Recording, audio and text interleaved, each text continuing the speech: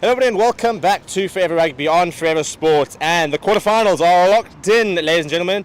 What was 20 teams has become 8. It will become 4 after this weekend. Marseille, Paris or Stade, those are the venues for this weekend. The Velodrome and Stade de France, the venues for the quarterfinal clashes, as we reduce 8 to 4 to 2 to 1 world champion, which will be crowned in just over 3 weeks.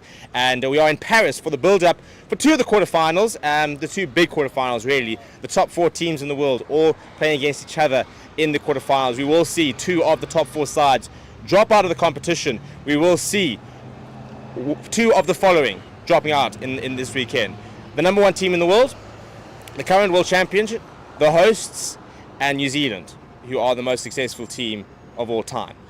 2 of those teams will drop out this weekend. 2 of those teams will not progress to the semi-finals. It has been a very big sort of point of controversy, really, the fact that the draw being made a couple of years ago has potentially sort of created the situation where the quarterfinals are almost going to be bigger matches than the semi-finals. But there are also teams on the other side of the draw that are looking to try and make things happen, in the likes of Argentina, England, Wales and Fiji. So if we look at the quarterfinals, in terms of Pool A, Pool B, it will be the host France taking on the current world champions in the Springboks. It will be New Zealand taking on the world number 1 Ireland, who have very much had the better of New Zealand over the past few years. Bowden Barron speaking about the fact that there's a little bit of revenge on the cards for that series defeat in New Zealand. However, a lot of Irish fans saying there's plenty of revenge on the cards with regards to that quarterfinal exit back in 2019.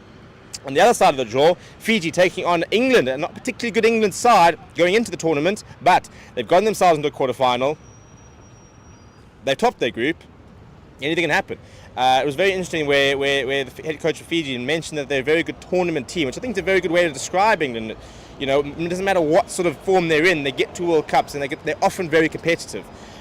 Similarly, you know, with the likes of Wales, Warren Gatton's gotten them operating. They've faced a very interesting team in the likes of Argentina, who haven't really been at their best throughout the group stages, but we've seen that this Argentina team can pitch up and compete with the best in the world. So if they bring their A game this weekend, they can definitely see them in a semi-final. So it's very interesting in that I don't think there's any semi or any quarterfinal where the result is a gimme. You know, I don't think there are any clear favourites in any of the semi-finals. So I suppose in that regard it's quite nice, but it will lead for maybe a little bit of less sort of strength, under strength, maybe semi-finals in the likes of an Ireland playing on, for example, you know, an Argentina likes, you know. So yeah, this is going to be the interesting weekend, really. It is the weekend that a lot of people talked about, the fact that the World Cup will be determined based on the quarterfinals, because the way the seedings are working, top 4 teams all against each other, the bottom sort of 4 teams within that top 10 all against each other. So in terms of every individual quarterfinal, I think they're going to be really entertaining. I think the teams are very evenly matched. Yeah, it's going to be interesting though. I want to know what your guys' predictions are. Who do you think's going through here? Give me your predictions for the semi-finals. Let me know who's coming on top. Is Ireland going to get to that semi-final? Will South Africa dump the hosts out, or will the hosts send the current world champs packing? Lots to find out this weekend. Lots to look forward to as well. We'll be bringing you all the build-up here on the ground from Paris this week. So make sure you subscribe to the channel. Make sure you smash a like on this video, and we'll see you guys soon.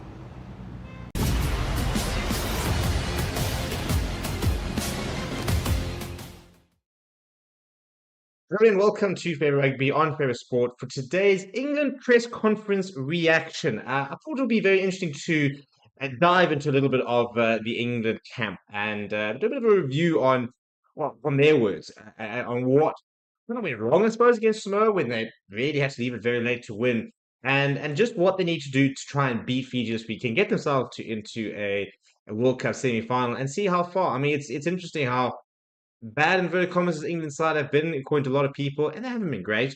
And yet, in a World Cup quarterfinal against Fiji, who are tier 2 nations, so they'll go into the match as favourites, and they win, and all of a sudden they find themselves in a World Cup semi-final, which is not a bad result for a poor England side, inverted commas. But obviously, the draw has definitely favoured them. But they've had moments, I think, you know, where they've sort of shown a little bit of why they are such a good. I think the Samoan or the Fijian coach nailed it on the head. They're a good tournament team. You know, it's a side that, regardless of what's happening around them, you know, before tournaments, they go into a tournament and they can often sort of get themselves into gear and kind of get themselves, you know, right to be competitive. And we don't know if this is the case that's happening right now, or if it's just, you know, maybe they were just in a bad draw. We'll find out this weekend against Fiji, and we'll find out next weekend very much if they do make it to the semi-finals. But yeah, before I go to some of the quotes and what's been said, please do smash the like on the video. Please do subscribe to the channel as well. So we had some quotes from hooker Jamie George, as well as winger Elliot Daly. And this England scrum coach, Tom Harrison. The scrum battle's been an interesting one this weekend. The Fijians are a pretty good pack, big pack, and I think that it's a very exciting back, but obviously, the platform was laid on the front. So first of all, in terms of an injury update, everyone is fit. There was asked questions about Owen Farrell, who's got some strapping on his knee, but he has confirmed that everyone is fit. This is Tom Harrison. Um, it was also been about Joe Marler, who said that he's brilliant for the group on and off the pitch. He brings a lot of energy around the team room when he's on it. He says that big players step up on big occasions. We've got some very experienced players in our group who will step up and step forward again this weekend. Joe's one of those players who's been in and around England for a very long time, and he's coming well prepared for the challenges that lie ahead. This is the big one, obviously, the Fijian scrum, saying that he says if you look at how they've developed their game around their set piece, they've managed to reduce the amount of penalties that they give away. They are big humans beings who will rely on that and try to overpower you there. So I think that that's a very important point in terms of reducing the amount of penalties. It's one thing being a big pack and having big forwards, but if you're scrumming illegally, if you're scrummaging, technique's not good enough, and you're just seeing penalties, it's pointless. Even if you don't dominate scrums, dominate opposition necessarily, and you're driving them back, making sure that they're not getting the dominance on you is still a pretty big step. Making sure you're not giving away penalties, that you're competitive come scrum time is a pretty big aspect of the game.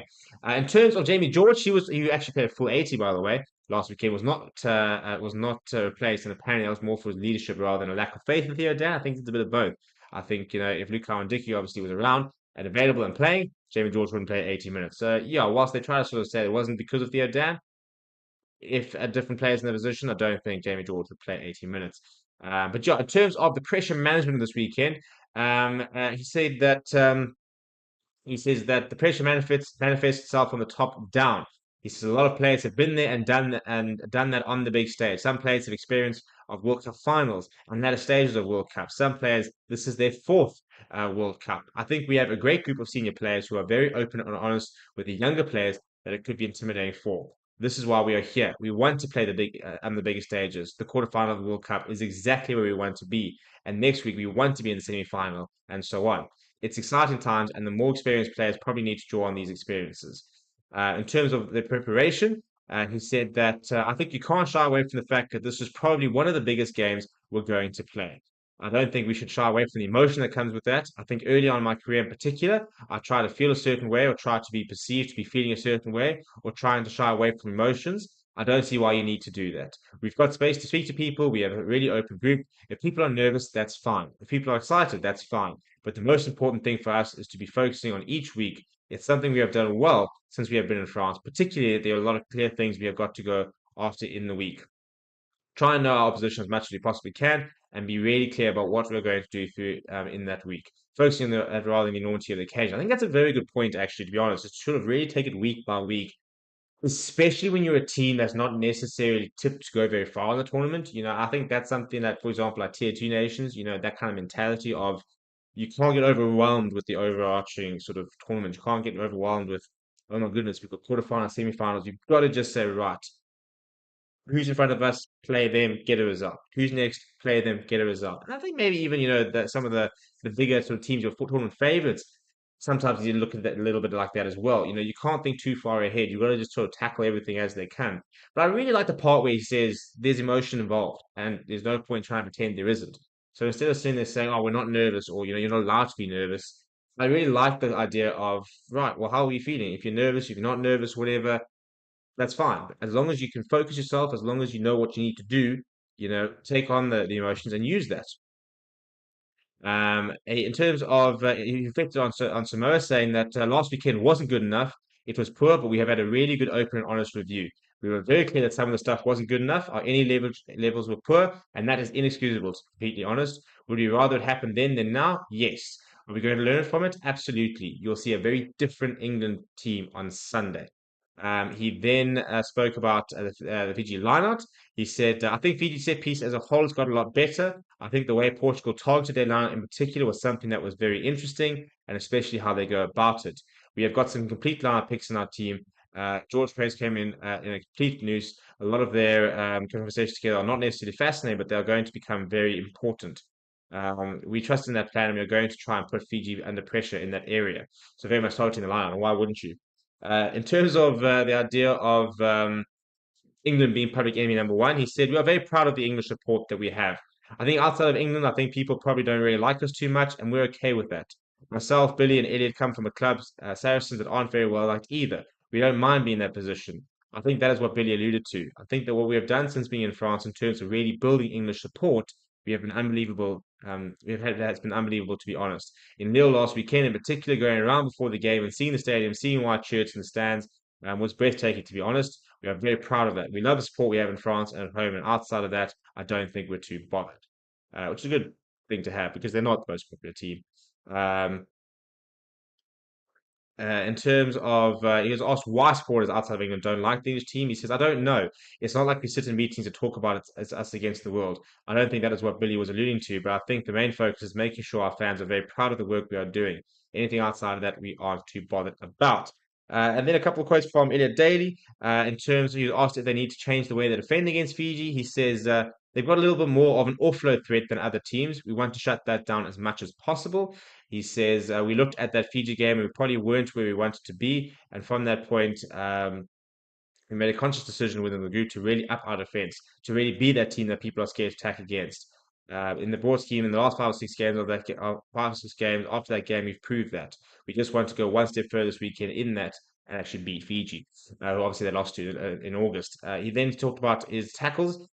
He says, the way we're pressing, the way we're getting off the line lends itself to me being in the line a little bit more and being able to put in bigger shots. That's why personally he's been defending a lot better, or he's a lot more physical. That's what's come out of the England camp. They seem pretty calm, and it looks like they have addressed a lot of things. Do you think that this is going to come good on the weekend? Let me know down in the comments below. Smash like on the video and subscribe to the channel as well. I'll chat to you all soon. Steve and Aaron, hello. So Steve, 2 changes from last week. I think most notably Owen moving to 10. Please may you tell us a little bit about that decision? Yes, I think we've got a squad that's fully fit and everyone raring to go. So there's some great selection decisions to make, and I think this is the team that's the right team to play against Fiji this weekend on Sunday. It's great to have this blend of strengths. We'll be able to start the game with the guys that are coming on to finish the game, so we've got a very strong bench also. I think having this combination of Manu and Joe Marchant have played really well in the centres together. Owen's played a lot of games with Manu at 10-12 there as well, and I think that the way Marcus in each of the games he's come on and started at fullback, I think he's come on and he's added enormously, so he deserves the start of this game and the way we want to play. You mentioned Marcus there, but if I could just ask about that. We all know what he brings, but I guess what goes into that decision for him to start? It was, in terms of the selection process, I analysed the opposition with my coaching team. We go through exactly how we want to play. Obviously, we're looking and debriefing how we played and what we had done, and then produce the criteria by which I go through the selection process and then select the team accordingly. Is this the biggest selection that you've had to make in your career? Every selection is important to me. Every one of them will go through the same rigour of how we want to play, whatever a player brings. Every one of them will go through the criteria of the selection process. So then I can go back and revisit every one of the selections I've made throughout my coaching career. Thank you. Steve, do you remember when the idea of Marcus at fullback was first discussed? Whose idea was it? What was your initial reaction? What have you been saying to him this week? I think that it was discussed some months ago through the Rugby World Cup preparation camps, and I think having that time with the players enables you to work on certain aspects and develop certain aspects, which has been brilliant. I think Marcus has really embraced the opportunity, and I think again you start looking at the strength of players we have in our back three available to us. It's great to have the different combinations of strengths that we have, and I think this starting back three is the right one for the game this weekend. I accept that this is probably a difficult question to answer, but do you see this as a long-term position switch? Could Marcus play out fullback for the rest of his career, or is it just this game specifically that allows you to play him there? Well, I think that I talked a lot about positional flexibility. Having players able to play at the highest level in multiple positions is an incredible strength in a World Cup like the man next to me. His ability to perform so well either at 10 or at 12. Mark's ability to play 10, 15 I think it's another sign of strength of the squad. And a quick one for you, Cam. I'm sure you've watched back the previous game at Twickenham, and there'll be more than one headline that you'll be working on. But just give us a sense of the things that you've got to get right this weekend that maybe you didn't back at Twickenham.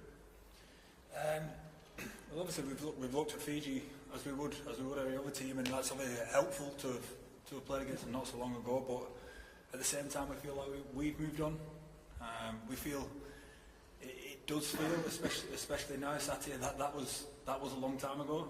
But that's not to say there's not lessons to be learned from it. That's not to say that the threats are not the same. But we've been making sure that we've been building since then, and I think we have done, and we're looking forward to showing the best of us at the weekend. I can only imagine how excited you are to be leading the team into a quarter-final. You're a big game player. How are you sleeping? How are the nerves? How's the excitement? How are you? Excited as the team is. We've had a good preparation so far. Trying not to play the game too early. Trying not to be too up or down before the game. We're trying to build it up for the right time, and that's on Sunday. So no, it's nice. It's going to be a good build up to it. Obviously preparing Saturday, but then being able to watch the other quarterfinals as well. I'm sure that'll put us in a good mood for Sunday. Hi Steve, is there any risk to playing Marcus at 15 from the start, given his lack of experience in the position, or has he just shown so much sort of aptitude for it that you don't consider that too much of a gamble? I think he's played a lot of times at 15 now for us over this last period of time, through August and through this World Cup, in terms of him coming on in those plenty of games off the bench to finish him. I think he's also now an experienced international rugby player, and as I say, I think this team's the right team for what we need to do this weekend. In terms of how he's adapted to that different role in the short space of time he's been doing it, does that just show, like you say, his qualities to be able to add an extra string to his bow in quite a short space of time? I think we all see what a top quality rugby player he is, and I think I've seen in many of the players in the squad, I've seen growth and development. And I think I'd say having the opportunity to work with the players for a period of time enables that to happen. Obviously George drops to the bench and Freddie is not in the 23. Is that tough on those guys? And George changes his role to the bench. He's not starting, is he? He changes his role to the bench. Okay. He's not starting the match. But if Freddie isn't in the 23, is that difficult for the players to deal with? Do they understand the wider significance of the 33-man collective like you talk about? I go through with the players, meet with all the players around the selection and the reasons behind it, the thought process behind it, why we're choosing what to do. George has been brilliant throughout this whole tournament so far, been really excellent, and his role is slightly different now. He's gone and finished the game, and again he's been brilliant in the training week. And as I say, look at the quality of players we have available to us. We have a lot of players a lot of really good players who aren't starting this game. We could talk a lot about, George, you talk about Ben Youngs and starting Freddie Stewart. There's a lot of top quality players, Henry Arundel, who aren't starting, which shows the strength of this squad. Owen, you talked before about obviously wanting to play at Stade Velodrome. You've got your chance now. With everything that's sort of gone into getting the team to this point, are the squad just ready to get out there and put that sort of level of performance onto the pitch that you've talked about, and expect to deliver at exactly the right time? Well, we've been preparing the best we can. We're excited.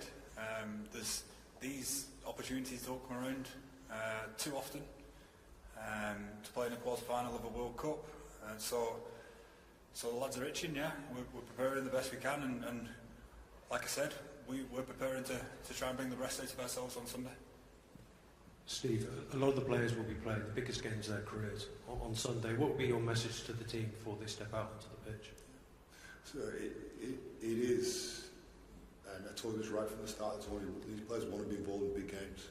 And this is, quite clear, this is knockout rugby.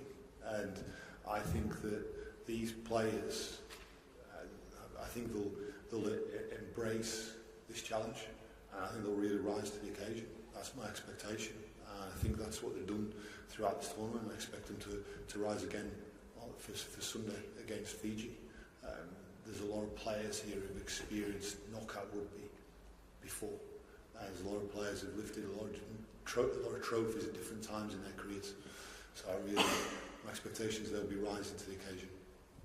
And what did you learn from that Fiji game in August that shaped your selection and tactics for this match? There's plenty of things, and we discussed that at length post the game, and I think we were very clear that was part of our build-up towards the tournament, and we learned a lot of lessons within it. And I think now the team's moved a bit since that point in time, and as ever we use each game as a learning experience for us to feed into the next game, and that's what we've continued to do in the games following that one. From what you've seen so far, how much have Fiji moved on since then?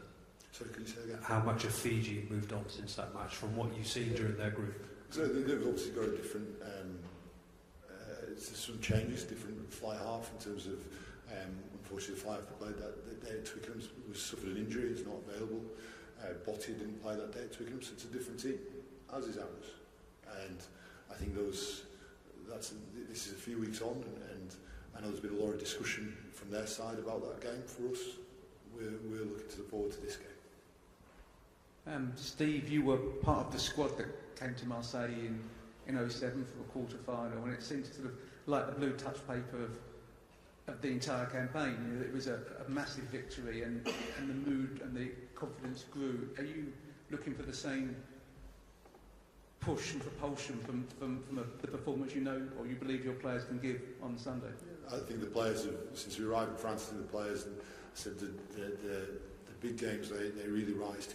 Big players perform on the big occasions, and that's what I think they've done. Now, through each of those games, I think we've learned some different elements, and from Saturday's game against Samoa, I think we had some other aspects to learn from that, to look forward into this game. And all we think about is this quarter-final, what a game to be involved in. A fantastic stadium, a great place to play, rugby. I think it's, when we were last here, our supporters were incredible, and I know there's going to be plenty of them there, tens of thousands from what I've been told, are coming to this game on Sunday, and we're looking forward to playing as well as we can in front of them. And Owen, as captain in a knockout game where you've experienced knockout matches before, did you have an extra role for maybe some of the younger players or the less experienced players to make sure that they're going in with the right frame of mind and with not too nervous, not overcome by the occasion, which can happen in big matches? I guess so. I think the feel of the group over the course of this week is that it's turned up excited to get after the preparation. The team's been at it so far this week, and as I said, we want to build up. We want to build up to Sunday. We want to make sure we serve the best of us by preparing the best we can for the game on Sunday, and we want to be able to bring that out of ourselves come kick-off. Was a disappointment maybe in terms of some of the aspects of the performance last week, but does that just actually sharpen the desire amongst the players to make it clear what you've got in your locker as a team and a unit? Yeah, I've no doubt that. I mean, we're well into this week now, so looking back at last week seems a bit odd at this moment in time with the quarter final in front of us. But yeah, obviously we reviewed it. Obviously we looked at what we can do better, and we put that into what we've been doing this week. And as I said, there's a fantastic opportunity in front of us this week. Hi Steve.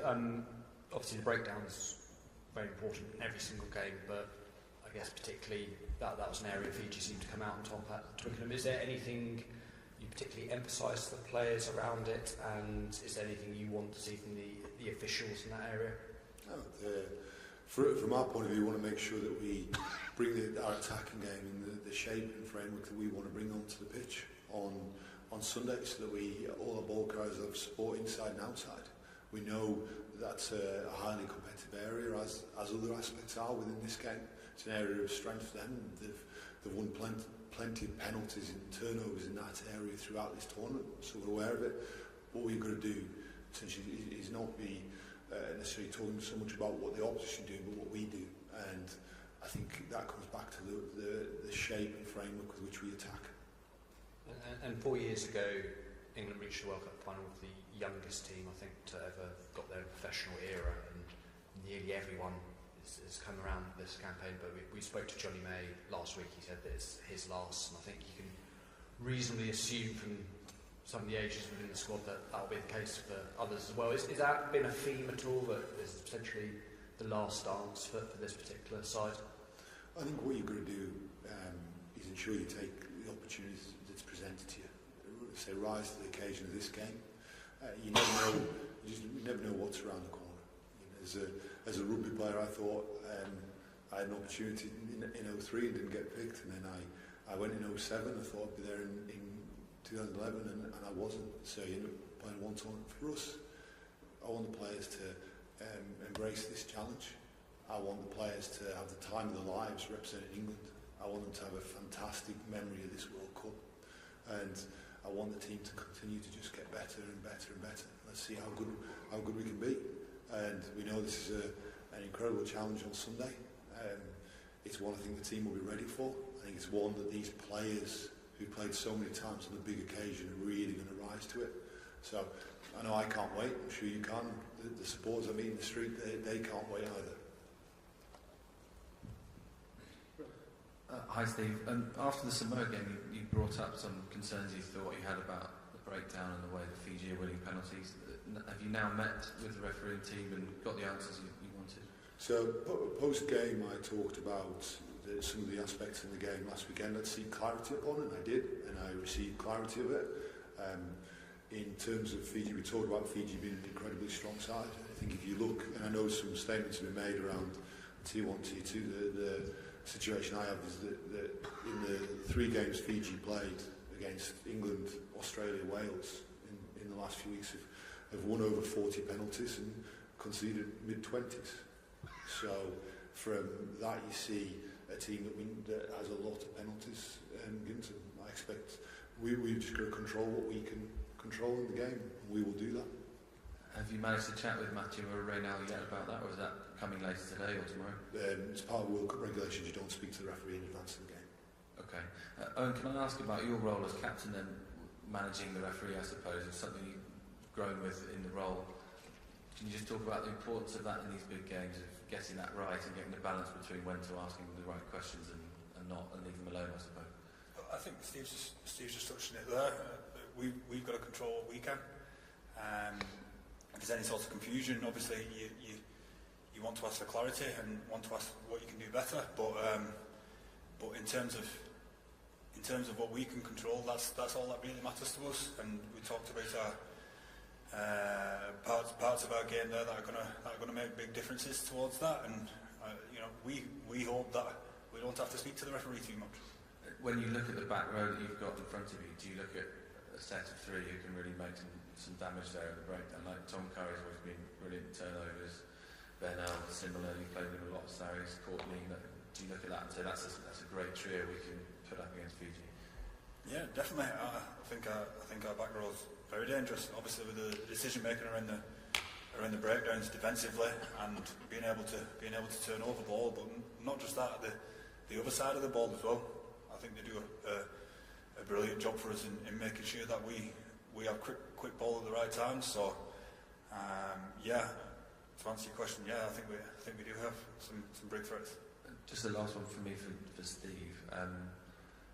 You England head coach now at World Cup quarterfinal. Can you just talk about what that means to you as a proud Englishman, and maybe to you and your family, that you're leading your country in a knockout game at the World Cup? I think being involved with this team is an enormous privilege.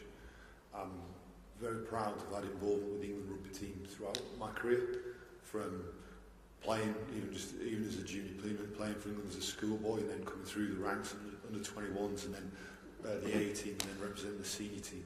enormous pride to be involved with England and wear the shirt and meet some incredible people along the journey. And I think this last period of time we've been working with some incredible people here.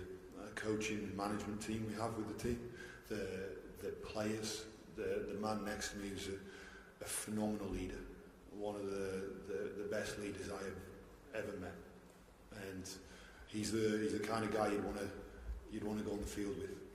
And so to have the opportunity and the privilege to work with these guys, it's incredible. And I see that the effect the team has on my two young boys who I know are back home, and my wife sends me the videos of them jumping up and down in front of the TV when they see this team win, see this team play well. And I'm sure that's mirrored across households, all the way across England.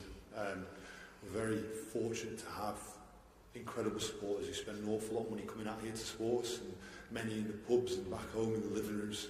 And our aim is this weekend to ensure they've got plenty to cheer about. These players, it's a great challenge in front of them, and I'm expecting them to rise to it. Johnny May spoke the other week about how playing for England is such a privilege, but it can be actually quite a burden and a weight, because you know that significance for the country behind you and stuff. Do you get nervous before games? Do you feel that in the moment before game where you don't have control over what the match is going to look like, and you just have to leave it to the players? Does that fill you with dread a bit or not? I think throughout my playing career I took confidence from preparation, and I take that into the coaching. I think aspects like selection we talked a lot about, the processes you put in place to ensure that the preparation is as good as it possibly can be. And my job as head coach here is I want to create an environment where these players go onto that pitch confident in the preparation they've had, and I want to make sure that everybody around this England team enjoys this experience. I want them to, I've said this a few times, I want these guys, everybody, coaches, management, players, to have the time of their lives being involved in this. It's an incredible privilege, responsibility, honour. It's also something that's an awful lot of fun as well. Owen, hi.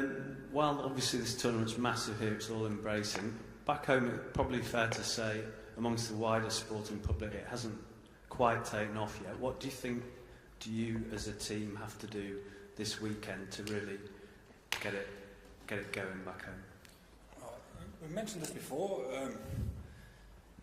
about the fans of watching England at big tournaments, and that's not just this World Cup. That's any sporting tournament. And I can only think of me being a fan watching the football, but there always seems to be a massive support of England, whether that be back home or here, and that we've certainly felt that here so far. But there's always been a build-up during the tournament, and the team wins one more game, and the crowd grows a bit. And we felt that last time in Japan. Every time we seem to play in another game, there seem to be a lot more fans turn up, and I've always thought that the English public, the English people, get behind their teams at major tournaments, and I'm sure that'll be the same. Excuse me, Steve, just back on the selection subject for a second. Can you just talk through how you came to decide on having the midfield that you have? I mean, I presume you took into account the size of the opposition. You said it's the right midfield. Could you just explain how you balanced it in your mind? Yeah. So again, the selection process comes. I'll write down all the criteria by which I think the team needs to play, and therefore that dictates around what selection attributes, what strengths we need to have in the team. And around that, I think you've got this great blend in the centres with Manu and Joe. You've got the power and carry and defensive strength that Manu brings. I think you've got incredible running, the outside break that Joe brings, the going from one side of the field to the other to create overloads, the connection he brings with the outside backs in defence. I think that's a really good blend. And I think as you look at this at 10, 12, 13, I think it's got plenty of strengths within it, and I think it's right. We know they pose a lot of challenges, and they've been talking a lot about what they bring, and I think this is the right combination of players. Question for Owen. Owen, you're no stranger to these big World Cup knockout games, but Marcus Smith, he's playing his first. Can you give us a sense of his temperament, his big game temperament behind the scenes, how he prepares for this, and how impressed you've been with what he brings to the squad? I'm always impressed with Marcus. I'm always impressed with how much he wants to get after it, how much he wants the ball, how much he wants to make a difference. And from what I've seen so far, the bigger the occasion, the more he wants to do that. And certainly this week, in the preparation again, he's showing that so far. I mean, it's not like Marcus hasn't played in big games. That's certainly not the case. He's won Premiership, so for him to be here and what he's shown at fullback against Chile and what he's shown making an impact when he's come on, he wants to have a big impact on the game, and so far he has been doing, and I see that being no different this weekend. Thanks, Abiel. Thank you. Thank you.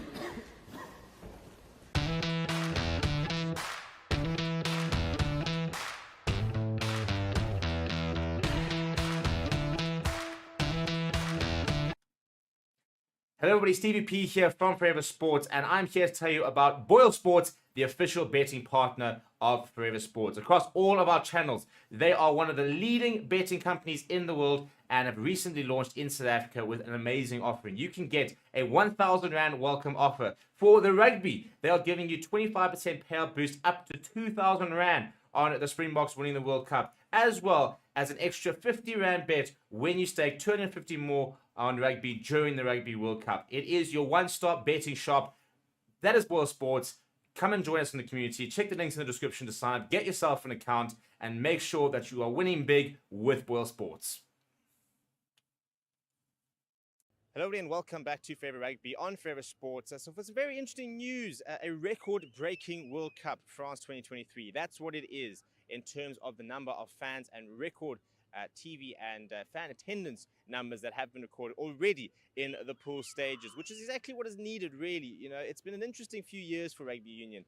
A lot of people talking about the fact that we could be on the decline, that people are not watching rugby union as much, and that rugby is in a bad space. But in a bit of a positive note, or a bit more of a positive note, this year we have seen record attendance so far in the World Cup, which is very cool. As we enter the end of the pool stages, we've had 5 weeks of absolutely scintillating rugby. We've seen some iconic games, the likes of the South Africa versus Ireland, that France versus New Zealand game, and then obviously one of the most iconic games of the World Cup, that Portugal win over Fiji. The first ever win for Portugal at a World Cup, an absolutely phenomenal moment for them, and hopefully we'll see a lot more moments like that in the years to come. But in terms of this World Cup, in terms of what records have been broken, so far we have already seen 1.16 million people visiting the 10 official Rugby World Cup fan villages across France. We've been to quite a few of them. We've been to the one in Paris, in Marseille, in Lyon, in Bordeaux.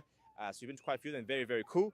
And that has surpassed the 1.13 million people that visited the same villages in Japan 4 years ago, and that is before the playoffs. So yeah, that number really set to skyrocket. In terms of the match attendance, they've reached 1.8 million people so far have attended matches across the group stages. That has surpassed the record of 1.7 million total for Japan. Now, obviously, there are a few more games this year. It is an expanded World Cup, so you do tend to expect a few more, obviously a lot more attendance there because there are more games. But the good news is the fact they've already sort of surpassed that amount, and yet we've still got 6 more games to go. 8 more games to go, which is obviously going to be pretty full as well. So you expect to sort of see those figures really start to rise. In terms of some of the broadcast numbers, been quite interesting. Apparently, there's been a cumulative audience of more than 16.45 million people that have tuned into matches involving the host nation. The matches involving the host nation are the most viewed. But those are some of the numbers that we've seen so far from a broadcasting perspective. So it's good news at the end of the day. We wondered where rugby is, and I can tell you right now on the ground here that the rugby fever is a real thing. Whether we need to doubt what rugby is like globally, tournaments like this, we've seen it. We've seen the hype. We've seen the love the fans have for the game. And what for me has been so refreshing is seeing the different sort of nations. How passionate the Chile fans have been that we've seen so far. The Portuguese fans, for example. So those tier 2 nations, those supporters who have saved for years, for this once in a lifetime opportunity to come to the World Cup and see what it's all about. And to see the passion there, for me, hopefully really kicks World Rugby into gear with regards to supporting tier 2 nations. This needs to become a global game. This needs to become a sport that reaches far more nations than the 20 that have been here over the past few weeks and the 8 that will continue. We need to have, bigger World Cups. We need to have bigger, support bases. This needs to become a global game. The demand is there. The new teams that are here, I've absolutely loved having them. They've produced some really cool moments. The fans have absolutely loved it. The question is, how do we continue to grow that? How do we add those sort of numbers? And how do we make sure the next World Cup becomes another record-breaking World Cup? Let me know what you think of the numbers and of what you think of the tournament so far down in the comments below. Smash like on the video, subscribe to the channel as well, and I'll see you guys soon.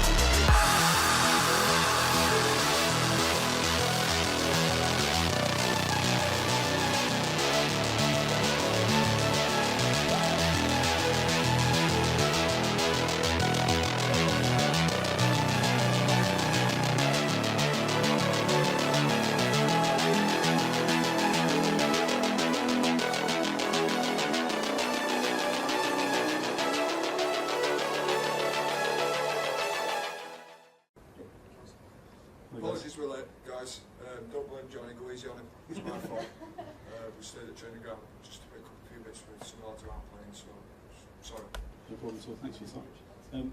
Kev, can I just double check, no new issues with anyone, everyone's still available and good to go for tomorrow? Yeah, all fit well, all good to go.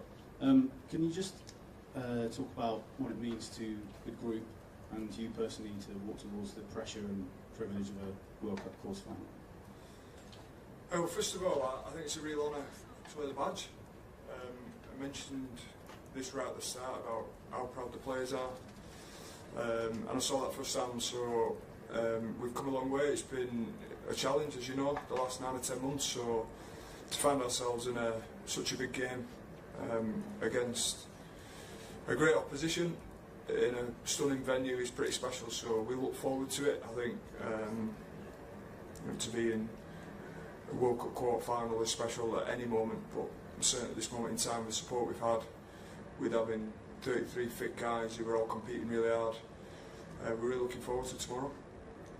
With everything that goes into getting individuals and a group to this place, all the hard work that goes into over the years and everything, sacrifices personal, collective, how's the best way to kind of sum all that up in your mind in terms of mental preparation? Do you have to keep it there a little bit, or do you have to almost put it aside to be able to produce the clinical performance you need in the answer? I think everybody's different. I think for me it's important to understand and remember why you're here, a new year for, and then try and channel that and use it in the right way. Obviously I'm not playing, but the influence and the support we can provide to the players is really, really important. We want them to bring the best of themselves, and we back them and believe in them to go and do the best, and they trained really, really well this week. I think the group stages have prepared us in a whole host of different ways, but one where, yeah, like I said, we're pretty excited about tomorrow, we're looking forward to it, and we've got a great deal of confidence in the group that have been selected to go and do the job. If it's not too personal, who are you here for? Who's your motivation for this? Don't worry if it is too. No, it's not. It's family. I think it'd be with most, but also my good mate Rob is probably part of why I'm here. So he's been watching the games at home and he's become a bit of a fan. So I'm sure he'll be tuning in tomorrow. And you union convert? Yeah, he is. Yeah. Have you talked to him much or his family throughout the process, and what's he been saying to you? Does he give you advice? Do you get advice from him? No. To be honest, he's been to that many different award dinners this last couple of weeks. It's hard trying to keep track. He was on holiday the weekend before, so just general stuff. But he's been following the games and he's been enjoying it. He'd made a great scrum half, by the way. Johnny, a lot of the guys, you spoke about this being, being clear about sort of bonus time with England for you for this tournament.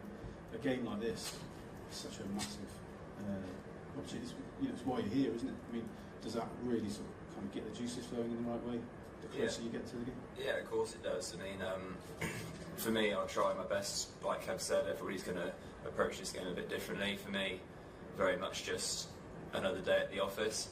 I'd be preparing to be the best I could be, whether I was playing for Gloucester, for England, any game I was going to play. However, you can't help but notice or absorb or be overwhelmed by the occasion and what it's going to be, and that will build from now really towards the game. And with that comes, like Kev says, the emotions, the journey you've been on, who you're here for, and that's just there for me. I don't need to go chasing that. That motivation's there. It will simmer away and build towards the game, and I just need to stay focused on just trying to be the best I can be for the boys. Me as well, sorry. I feel strange with the mic when I know you can all hear me. But if it's for if it's for those guys, we'll sit a bit closer, sorry. And can I just, for both of you, that's all right, we'll just talk a little bit about Marcus Smith and his clear qualities at 15. And Kev, you talked before about having a conversation about trying in there, but it's obviously gone very, very well, and you must both be very excited about him bringing everything he can to this match. Me first? No, we're blessed, aren't we?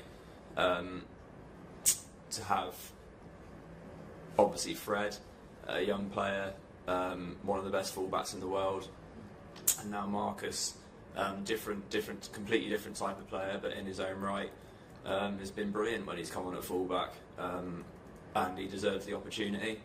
It's not about who's better than who or who's better than that. It's about Steve picking the person he thinks is best to get the job done, and he backs Marcus this week, and so does everybody we've got behind him. And personally, I'm excited for him. I think he deserves the chance.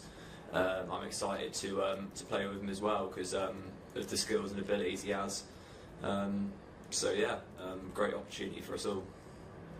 Yeah, just to echo Johnny's comments, I think we are extremely blessed in some positions, and we think we've got 3 fantastic 10s, and how we best utilise them has meant we've looked at marks in a different ways, you know. Freddie's a world-class fullback, and Steve has picked the team that he thought would give us the best chance of winning this week. Johnny's right, it's not about who's the best, but it's about who gives us the best chance of winning tomorrow. And Marcus has been incredible in all the time we've been in camp. It's been a long slog. I think about 18 weeks now we've been together. So, and Fred has too. But like I said, how we think the game will play out this weekend, and in particular what we've gone after internally, has meant the selection has gone this way. Johnny, there's a huge amount at stake tomorrow. What's your sense of how ready the players are for this moment? No, we're as ready as we're where we are now. So we're as ready as we can be. We've had a good week's prep.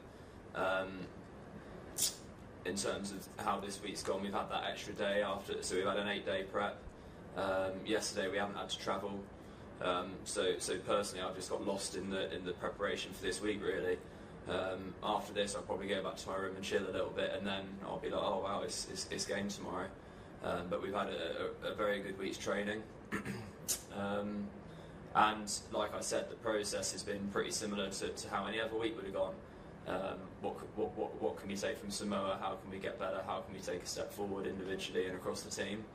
And then, like I said just a minute ago, the feeling among the team is going to grow now, because of course simmering in the background is what a huge occasion it's going to be, and a massive game for many reasons. And Kev, Jamie George was talking earlier in the week about how you played some clips from the Fiji game, and also played some clips of some of the good stuff you've done in the group stage. How useful an exercise was that to show the team how far they've come since August? Hopefully Jamie answered that. I think I'm just trying to do my job and prepare the players the best I can. I think most coaches around the world, whether that be in rugby or in any sport, will try and find ways to influence and get response from the players in a positive way, and that game was important for us.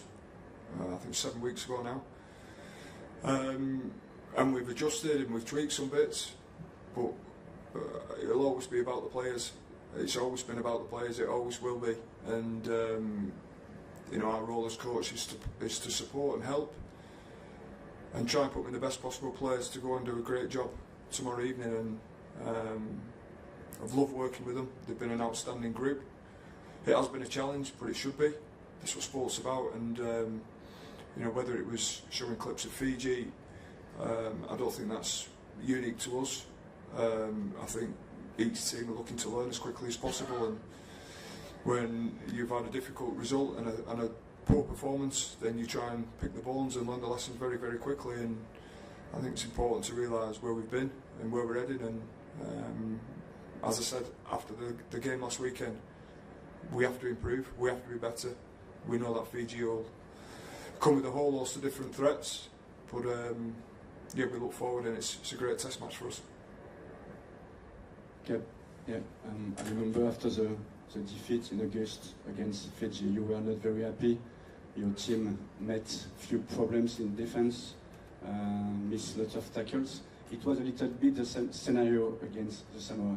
Does it mean it's more difficult for a European team to defend against this kind of players who attack from everywhere on the pitch? Yeah, I understand why you make the similarity. We saw those games differently to how we've just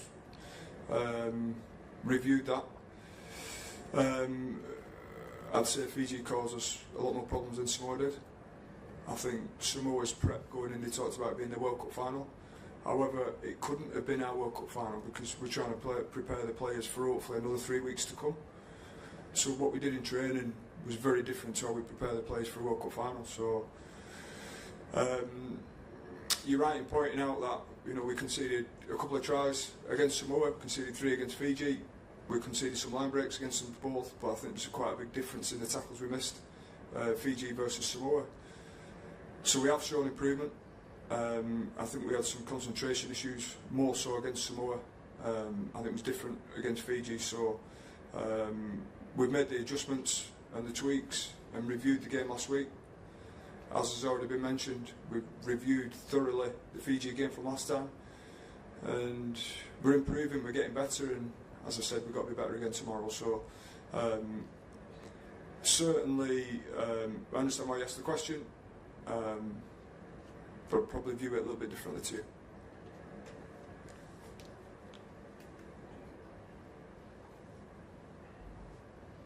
Kev, are there any, sorry it's an obvious question, are there any demons left over from that Fiji defeat? Not from me. Not from me. I think it was an important game for us. It came at a time when we were on the eve of travelling to France. Selection had already taken place, but you probably understand as well, if you understand humans and how they operate, as much as you want them to go after something, when they're that close to heading out to a World Cup, you probably understand why the performance was what it was. However, it wasn't good enough. The players would probably be able to answer that better than I can. But I would also like to say that after we reviewed that game, we saw a change. And we arrived in France, and since then we've been excellent.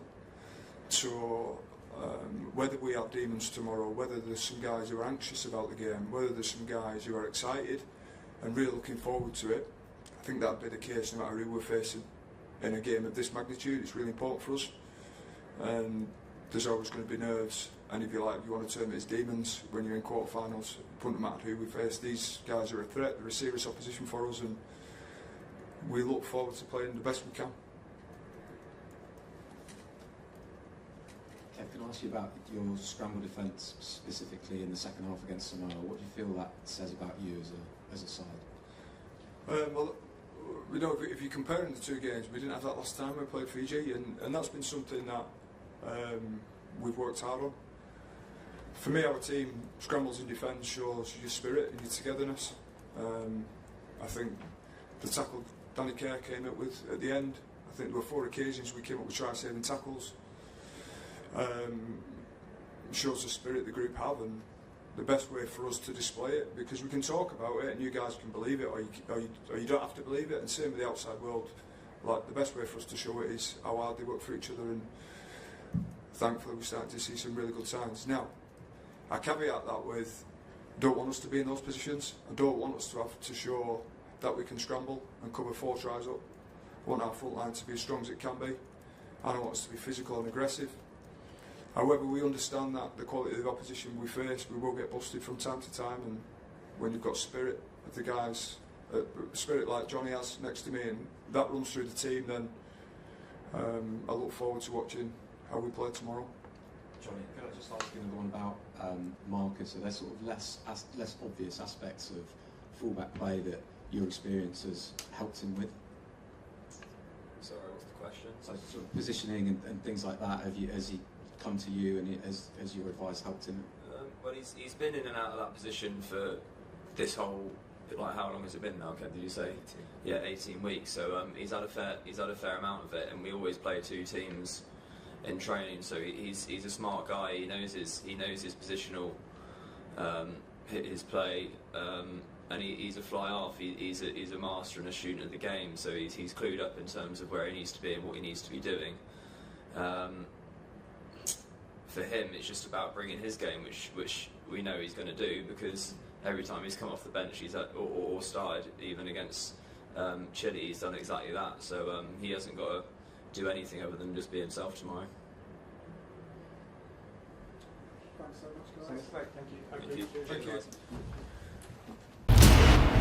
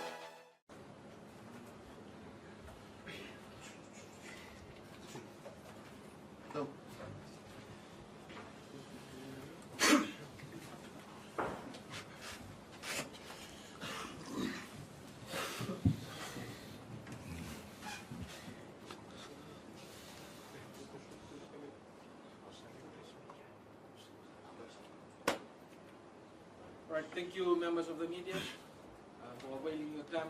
We'll start with our press conference, and the floor is open for question and answers. Just to introduce you, on my far right is Luke Tangi, in the middle is Leki Tangibalu, and our assistant commentator Gibbs.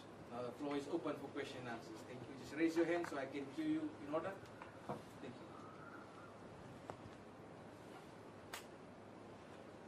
you. I'll start. Hi, Frankie from RNS, Bulla. I guess it's the biggest game of your life. How are you guys facing it? What are you doing differently? Yeah, we prepared very well this week. I know it's a really tough game for us this week. Well, we prepared mentally, disciplined. We've been focusing a lot this week, and I know the English is gonna try to come on revenge, you can say. But yeah, we will prepare well for that, and we're really looking forward to it. Yeah, firstly, really proud of the boys, what we've achieved so far, and yeah, it's been a good week for us. We've been determined to win and show what we've learned on the last few games, and build on to this tomorrow's game. And one of the main keys is discipline.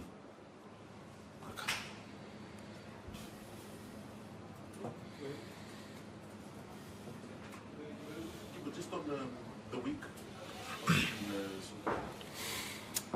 Yeah, certainly we've been a far more focused team.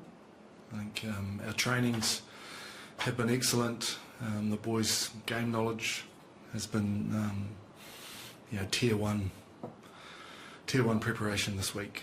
You know, and we've really picked ourselves up, trained with intensity, the discipline, and a real focus on being really clear on how we want to play the game, and obviously how England are going to attempt to play us with their game plan. Going back to England, how much have you analysed the game you won at Twickenham? How much is it a new game? What does it mean? Yeah, obviously the teams that play Fiji have a particular blueprint in terms of game plan. We expect England will play a lot of territory, they'll kick the ball a lot, and attempt to put us under a lot of pressure, both scrum, maul, and line out. So we know that's coming. We've also done a lot of work in terms of getting back to the style of play that we're known for, that we want our boys to play with the freedom and without fear, and to give it a real attacking spirit that we can approach this game. So we're very clear on how we want to play the game. And would that be something different to what we've been seeing at the World Cup? Certainly in the last 2 weeks, our performances have been below where we want them to be. But the way we've prepared this week certainly has come back to a level that will make us very competitive. Sorry, I was talking in terms of the general game. There's a lot of tactical kicking, there's a lot of... I think when you're playing a team that wants to kick the ball a lot, you have to enter into the kick duels. So I'm sure that still will be a feature of both teams' play. But certainly when we have the ball in hand, we want to play with more freedom and the attacking spirit that I think we've lacked in the last 2 weeks. A question for players. Is Portugal ever in your mind or not? The match against Portugal. In your mind or not? We've learned from the last game with Portugal, and that won't bring us down or let us down, but we'll work on to what were our weaknesses on the games, and we've trained it this week, and we're determined to play tomorrow. Yeah, against Portugal is history now, so we're gonna live the moment like this week as we're looking forward to it. I know we lost to Portugal, but we learn a lot from our mistakes. So we're going to live the moment and we're going to play tomorrow against England. I know it's a challenge for us, but to be fair, things Portugal lost is history. No.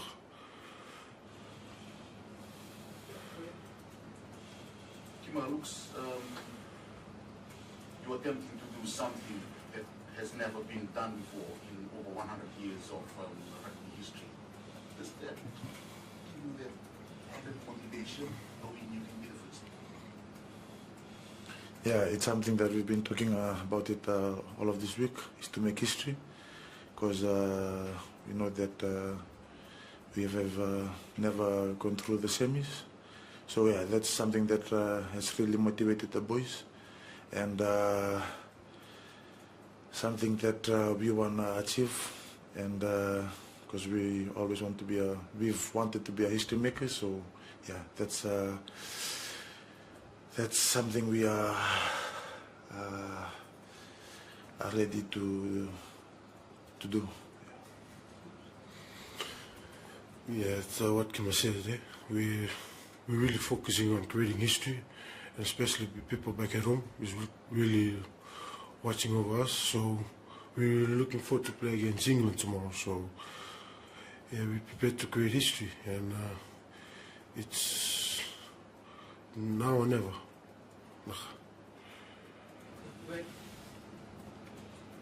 So, some of those who've gone before you and achieved the quarterfinal status in 2007 are there with you as well. Why Deals and Master Bill, do they have input as well? Sort of motivating you again in what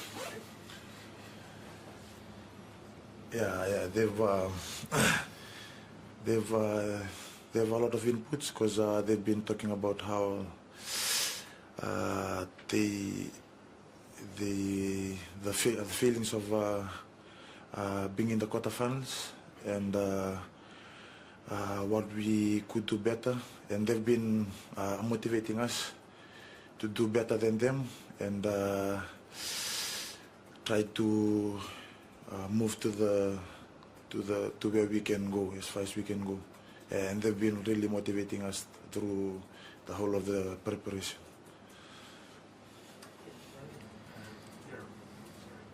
Just as a coach, from preparation from the first full game to now, how have you seen the bond from the boys looking forward to this match?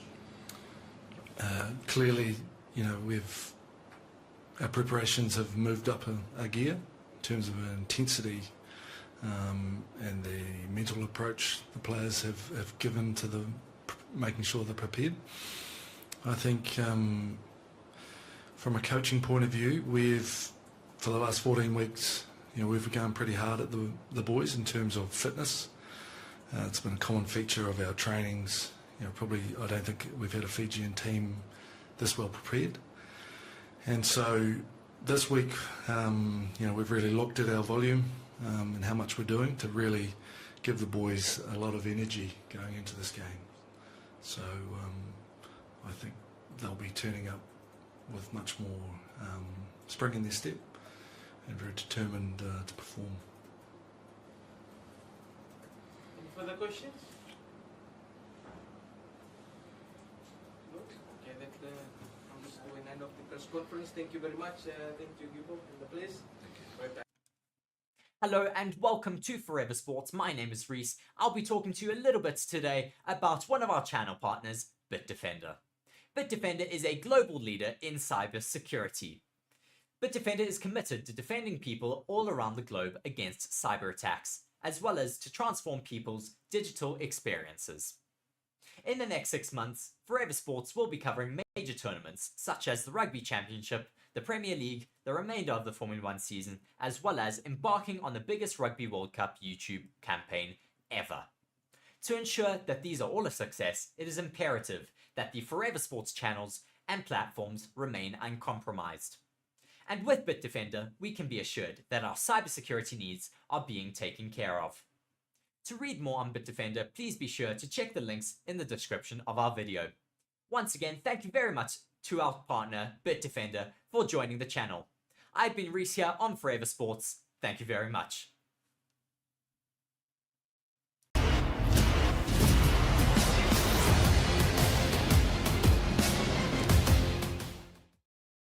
Hello and welcome to Forever Rugby on Forever Sports for today's preview, England versus Fiji. A very interesting game. Could we see Fiji go into the semi-finals? Are we going to see what has been built, one of the worst England sides in recent times, sneak their way into semi-final? A very interesting team selection by Borthwick. Not one that a lot of England fans are happy with.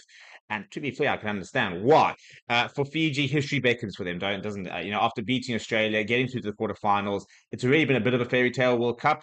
And this is probably the best opportunity they're ever going to have, really, to get to a semi-final, because it's not a great England side. It's a side that Fiji can beat. Although I thought that Fiji, obviously going down to Portugal last week, will have done their confidence a lot of bad. I think that they'll be feeling a bit nervous and anxious. But if they can just stick to playing the way they've been playing the last few months, they beat England. So they've actually beat England, back in August. So it's a Fiji side that are not to be trifled with. In terms of the teams, before we do that, please do smash like on the video. Please do subscribe to the channel as well. We'll talk about the England side, and Owen Farrell at 10 is the big call, and the captaining, obviously. But yeah, so that's going to be one we're going to talk about in a little bit. But in the front row, no surprise, it is again Jamie George and the ever-present Dan Cole, who brings in so much experience. You then got Mario Toji and Ollie Chester in the second row. Courtney Laws, Tom Currie, and Ben Earl are the loose trio. It's a good pack. It's a solid pack. Billy Pola off the bench. We'll look to add a bit of impact, but yeah, I'm impressed with Ben Earl rather, and Courtney Law is absolutely world class. Ellis Genge, I'd like to see more of him, to be honest. I think that the best players are made for the big stages, and I think he's had a bit of a quiet tournament.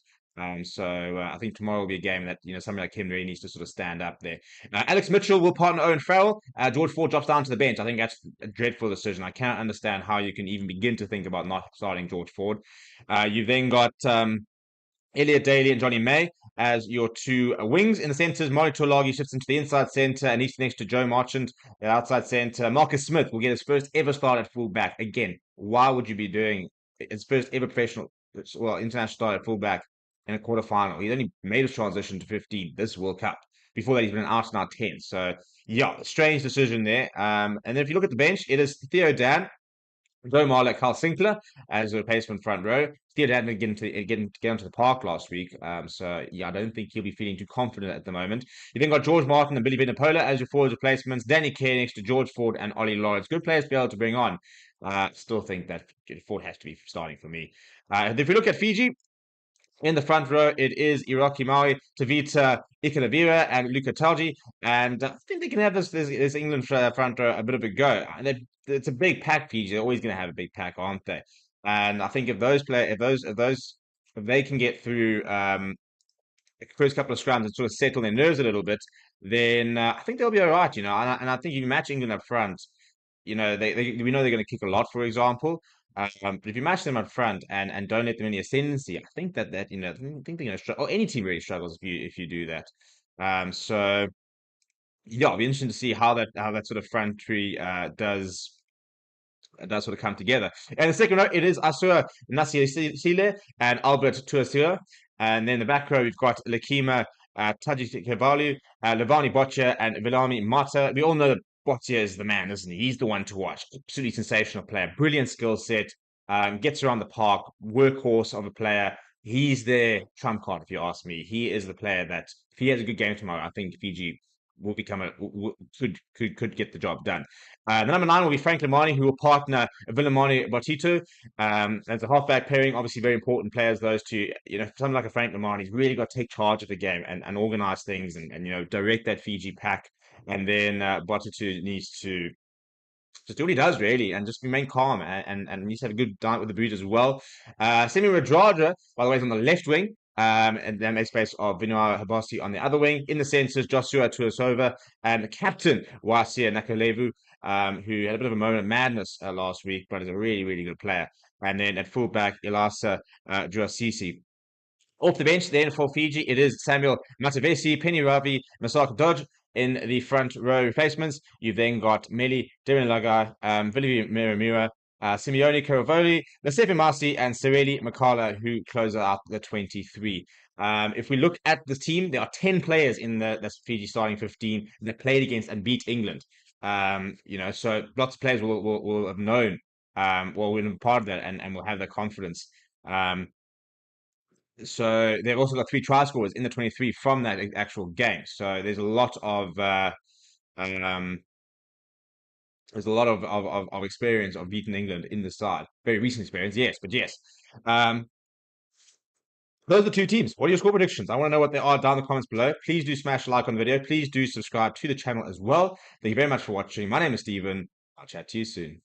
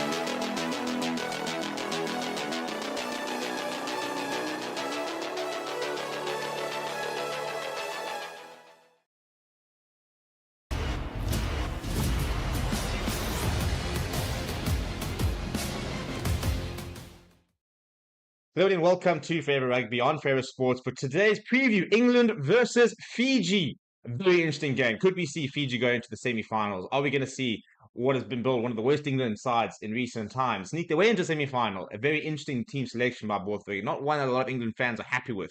And to be fair, I can understand why. For Fiji, history beckons for them, doesn't it? After beating Australia, getting through to the quarterfinals, it's already been a bit of a fairy tale World Cup. And this is probably the best opportunity they're ever going to have, really, to get to a semi-final, because it's not a great England side. It's a side that Fiji can beat. Although I thought that Fiji, obviously going down to Portugal last week, will have done their confidence a lot of bad. I think that they'll be feeling a bit nervous and anxious. But if they can just stick to playing the way they've been playing the last few months, they've beaten England. So they've actually beat England, back in August. So it's a Fiji side that are not to be trifled with.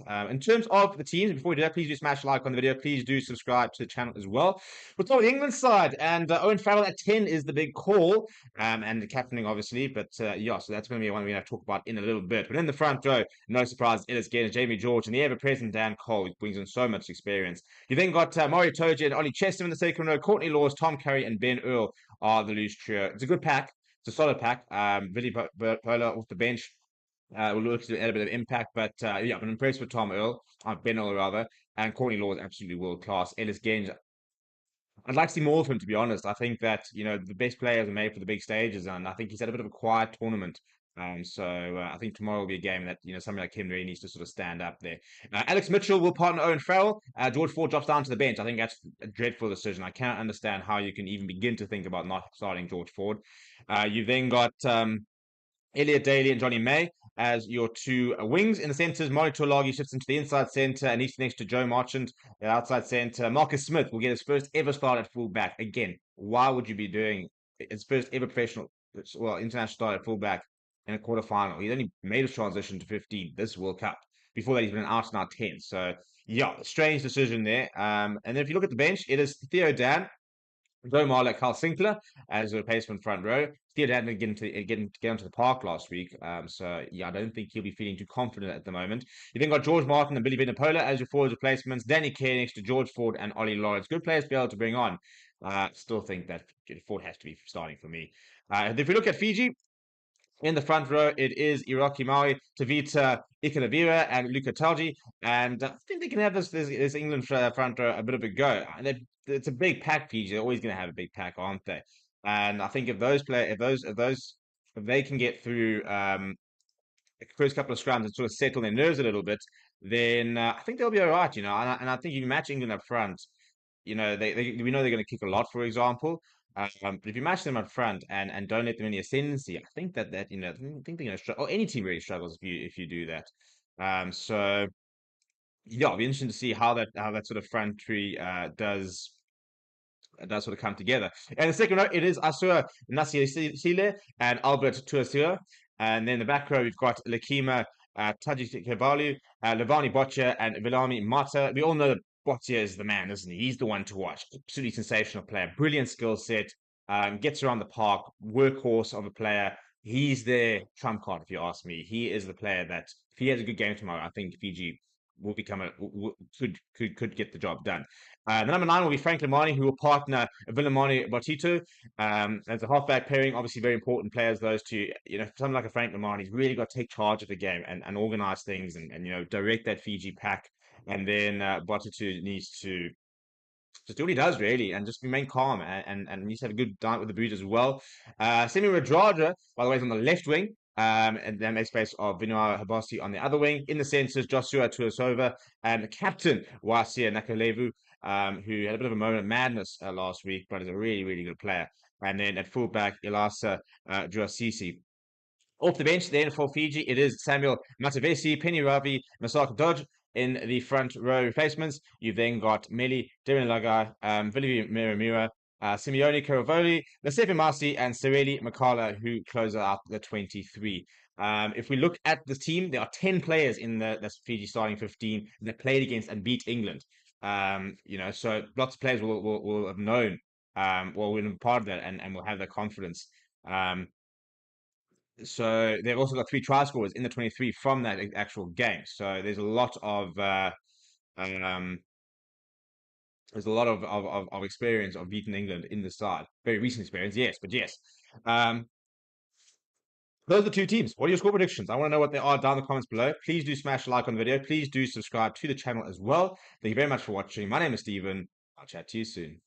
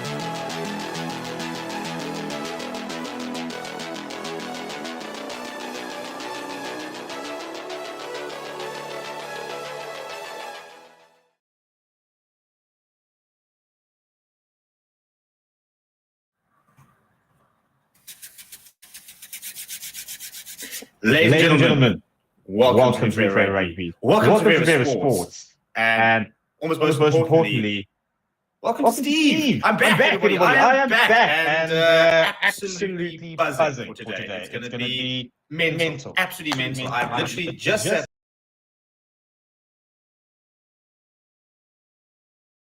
Tell you what, Stade France is going to be rock.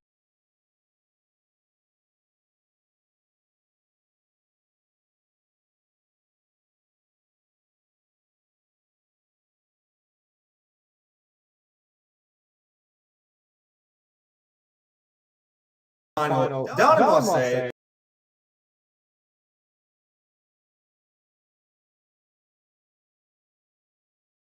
It's been an absolutely mental World Cup so far. It's been so much fun covering it. It's been so much fun being on the ground here, seeing everything happening, and all because of you guys. Now, today could be a huge day, the biggest day in the channel's history.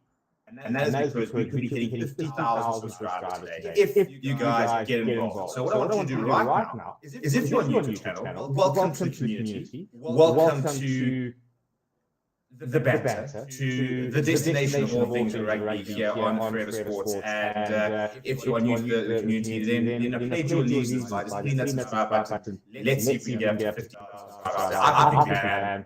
And if we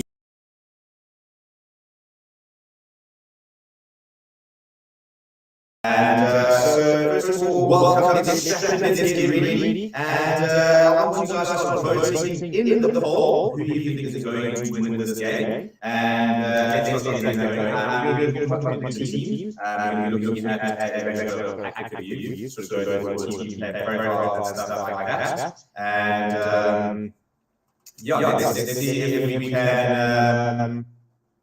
Let's see what's happening in this game in terms of the battles and the matches we're going to.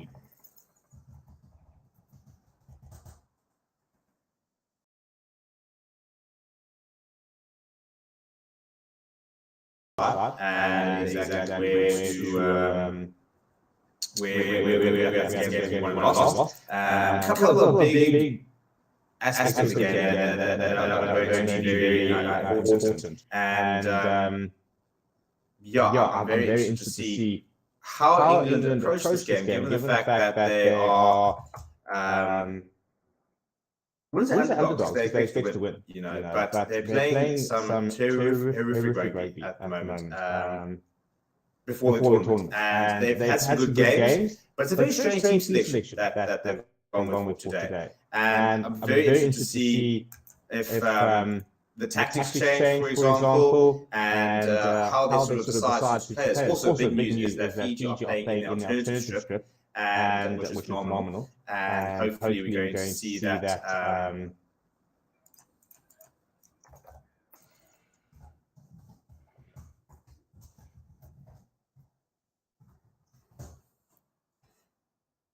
And watching the toss here. We're going to see Fiji in the final. That is a genuinely possibilities. So let's have a look at Fiji's side, and as their teams are about to come out. And when we come back, I'll talk you through the England side, and then let's check the let's check what's going on.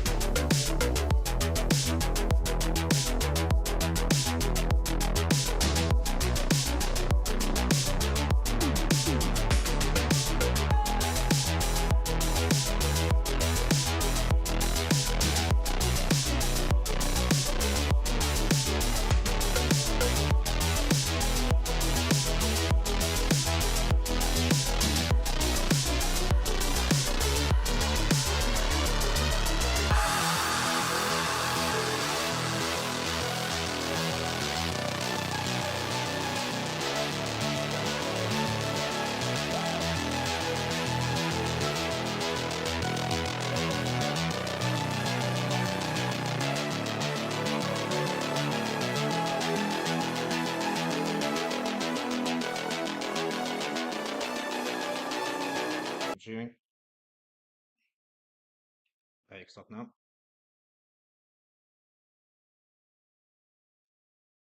Right, and we are back. Hello and welcome back. Apologies for that. Hopefully we have sorted the audio issues. So if you are watching, please let me know. So yeah, hopefully we're back. We're currently watching the anthems, which is very, very emotional as Fiji currently are singing their anthem, and yeah, just absolutely buzzing to see what this Fijian side can do. They've already had a phenomenal World Cup. To have beaten, Australia, to be in this situation is a huge success. The question is, can they go one step further? Can they make a semi-final? Can they Well, I don't think they're going to make final, but just put themselves in the reckoning. So yeah, in terms of the English side, let's have a look at it. Let's go 1 through to 215, shall we? It is Genge in the number 1 jersey, Jamie George number 2 jersey, Dan Cole in the 3. Going with all that experience, the second row, it is Mario Tojan, Ollie Chesham, Courtney Laws, Tom Currie, Ben Earl in the back row, Alex Mitchell and Owen Farrell. The halfback pairing, Elliot Daly next to Manu Tuolagi, and Joe Marchand, Johnny May, and Marcus Smith as the backline. Marcus Smith starting in the 15 jersey for the first time. What a moment it is for him, and what a game he's going to have if he's going to try and keep that jersey. Interesting decision to go with Marcus Smith. Not sure I completely agree with it. But yeah, Borthwick clearly sort of living and dying by the sword there. Just the best for England is Theo Dan, who didn't actually go into the park last weekend, so he can't be feeling particularly confident. I think it was a really poor move not to get him onto the park. You've got Joe Marlow, Carl Sinclair, George Martin, Billy Vanapola, Danny Kerr, George Ford, Ollie Lawrence. Quite a lot of experience on that bench in the likes of a Sinclair, Marlow, Vanapola, George Ford. This to be starting for me. A bit of a strange decision, that one as well, to make. So, yeah, what do you guys think? Is the right decision, is the wrong decision to have gone with George Ford on the bench, Owen Farrell starting? I do think Owen Farrell is much better at 10 than he is at centre, and I think this past Premiership season has proved that. But a very, very interesting decision to drop Ford, where I think he has been England's best player, one of England's best players so far this tournament. I'm just going to make sure my laptop's plugged in before we. Oh, hang on, I think I'll just change my camera. This is all falling apart over here. Let me just get this laptop plugged in before it goes down. That's not going to be popular if it does. Right, there we go. Right, so Fiji lining up to do their version of the Hackle, another one of the Maori war dances that they've got. And then we will have kickoff, and it is the captain, Wasia Nakalevu, who is going to lead it. In terms of the Fijians, players to watch, we saw the team a little bit earlier, but players to watch are obviously Levani Botia, Semi Radraja on the wing. Nakalevu is the captain and a phenomenal outside centre. And then obviously, your number 9 and 10 always have to have good games when you want to win in important stages of the tournament. So Frank Lamani is going to be a huge part of today, as is Vilimani Botitu, because they're going to manage the game at the end of the day. They're the ones that will be dictating how they play. They'll be moving things around, for example, and it's going to be a battle of tactics. A tactical nuisance is a big thing in this game. I think we're going to be talking about how do you nullify each other, and for the Fijians, discipline I think will be a big thing. This is now playoff rugby. It's penalties, taking 3 points. It's not making mistakes in key areas of the field. It's making sure that that every single point that you can see has to be hard fought and earned. It can't just be a case of silly penalties and letting an opposition rack up points to start building momentum for your mistakes and mistakes that can be avoided. So yeah, that is a very important aspect of the game that I think we maybe not necessarily have we paid enough attention to.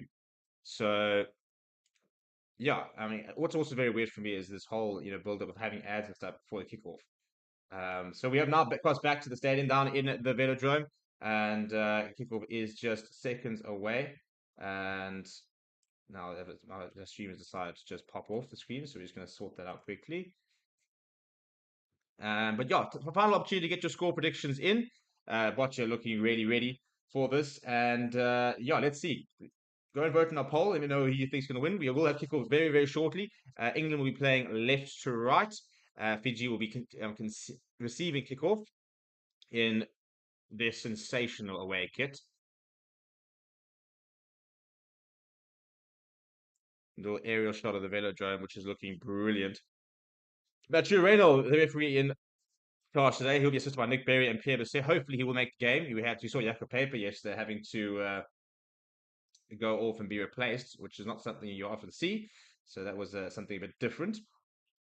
So hopefully Reynolds can get us through the game. Right, there is the whistle. We do a kickoff. They go on the right-hand side. Does Owen Farrell.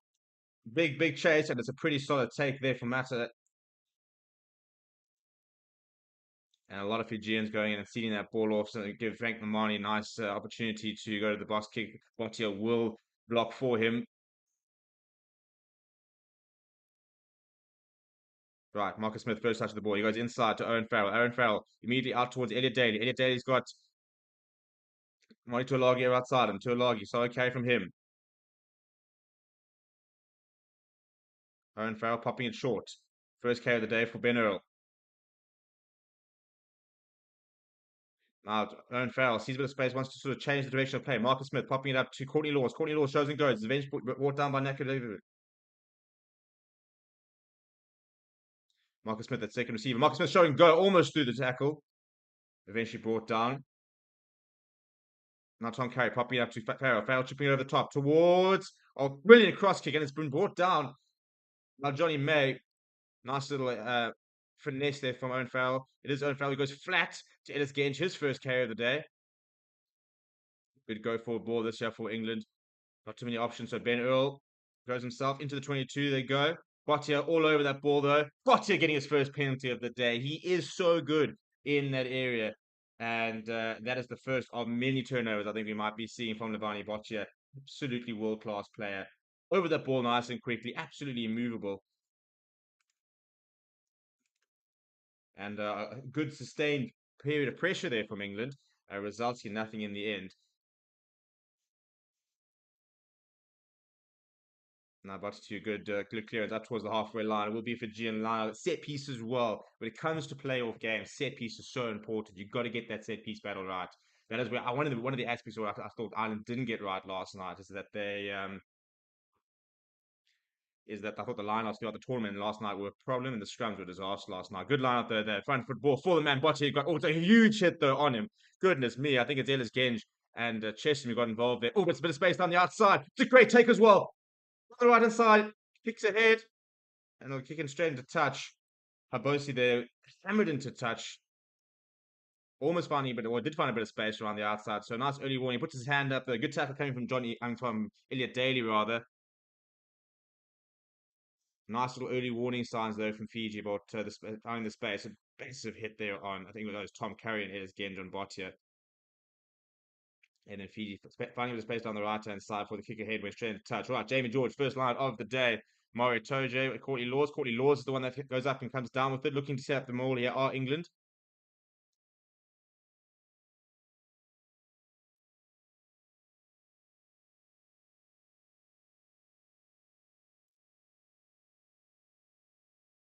And it's been turned over by Fiji, so it's come on to the side of the Fijians. And I think it's Tajitali Vali who takes it in there. Now Botia runs into Chesham. Now the cross kick. Well, kick actually in behind, seeing a bit of space there. Marcus Smith has been turned. That's a brilliant kick. That is absolutely brilliant from Vilimani Batitu. Turnover ball, a couple of phases, and immediately spotted a bit of space in behind Marcus Smith, who probably kind of caught a bit out of position there, actually. And he's pinned England back all the way inside the 22. That's really, really good game management from the fly half. Very, very classy. He got hammered by Owen Farrell for his efforts. But the result is a defensive lineup for England, which would have been exactly what he would have wanted. Right, so now big lineup this for England. Inside their N22. They got up to Courtney Laws. Good take from him. Jamie George at the back.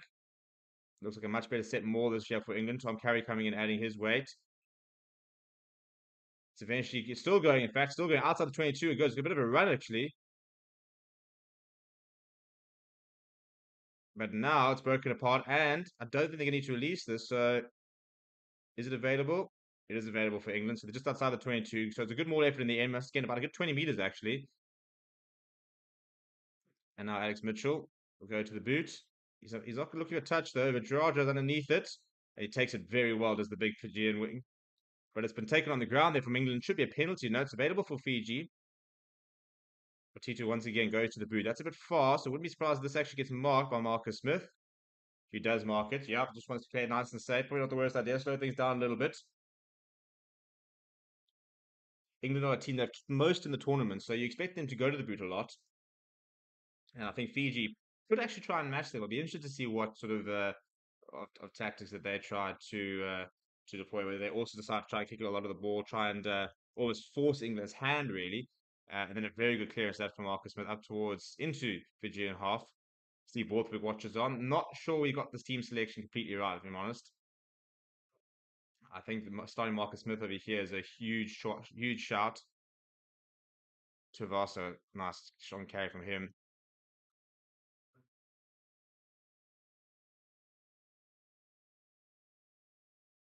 Oh, shit, almost in the middle. Oh, cheapers me. That would have been a great offload. Ball's gone forward from Fiji and then knocked on, I think, there from Johnny May. So surely we'll go back for the first scrum. Trying to work out who that was. One of the most audacious offloads you've ever seen.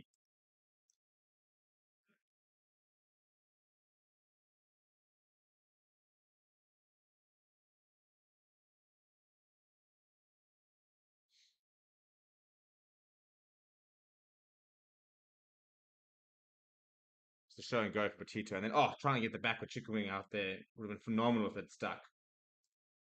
Positive stuff here from Fiji. Very, very positive.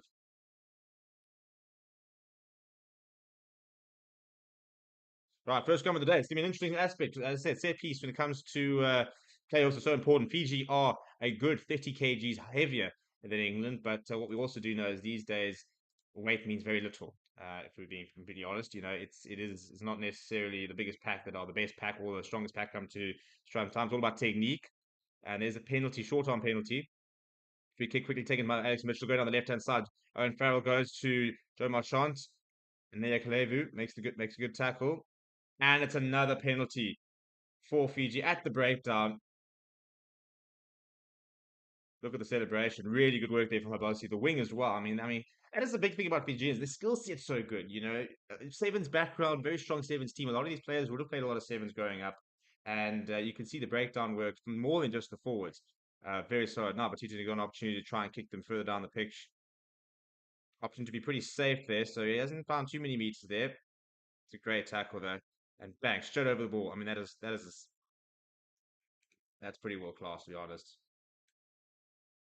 And look what it means. And hugs all around. You can see this. If the Fijians start so far up for it.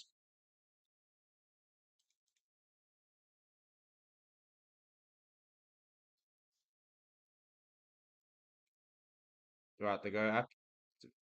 It's a good line up there. Good rush defense. Ball pops up. Strong carry from Abasi, the man who actually won the penalty initially. Lamani assesses his option side to go down the right hand side. Solid carry there from Tata Televalu.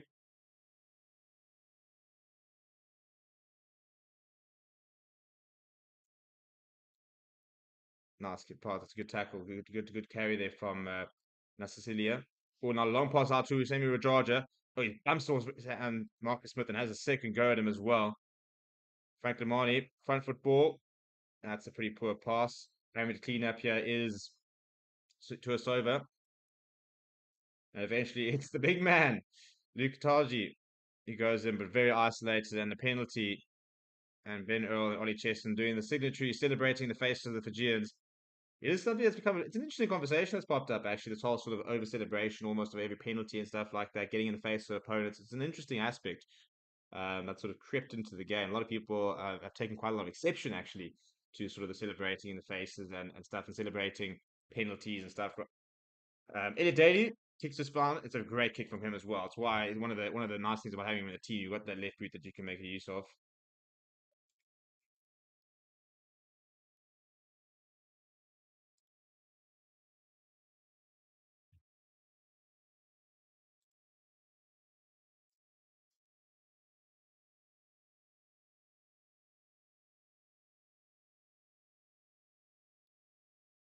Big carry there from Maya to Alagi. England inside the 22 on the front foot there.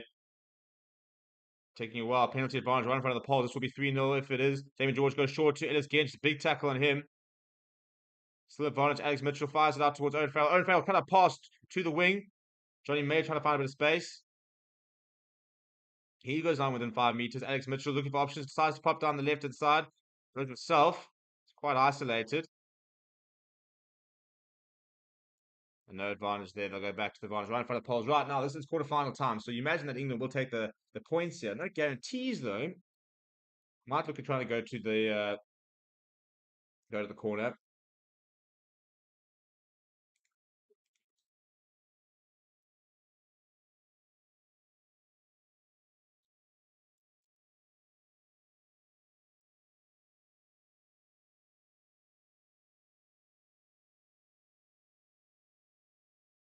Yeah, it's a pretty dreadful tackle that was on Maya Tuilagi around the head. Very easy for the referee to penalise that.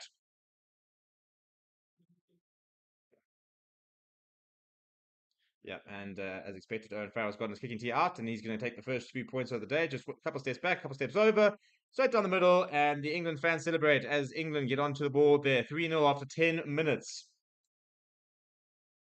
Pretty solid start from both sides actually so far. England has started pretty positively, looking to try and run the ball and keep the ball in hand a bit more.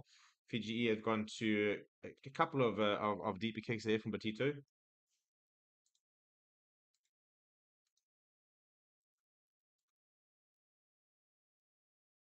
Right, deep restart. Mario Tojo.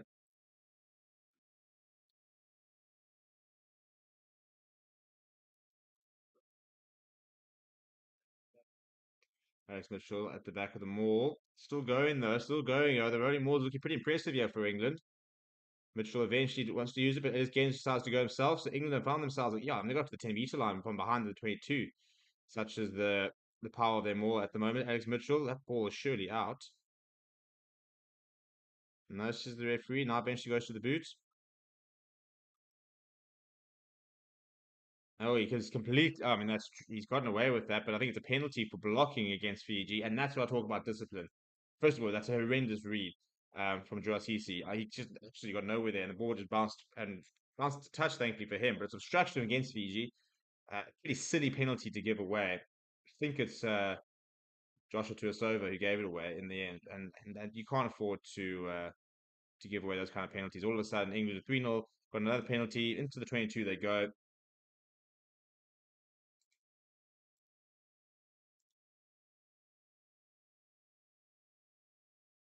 Yeah, and it's Mata who's been penalised for it. Just turning his back, blocking the England player.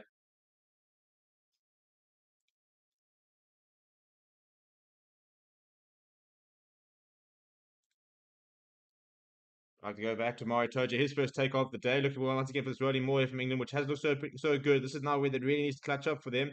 Jamie George controlling things at the back.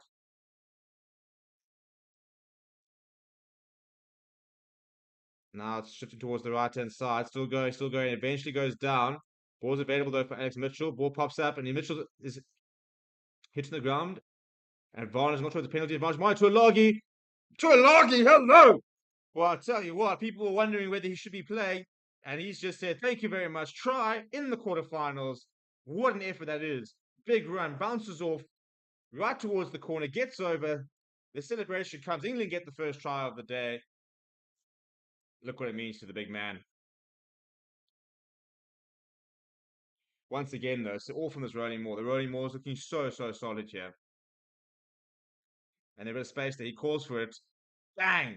And then just rotates off the tackle off Frank Lamani into the corner. Spotted the space. And that's brilliant. Great physicality. Ball in the right, ball. Yeah, he protects the ball so well. Gets his ball on the other side of the tackle. Rides the hit of Lamani. Spins out of it. Goes off he goes. Gets the placement down. Nod of the head.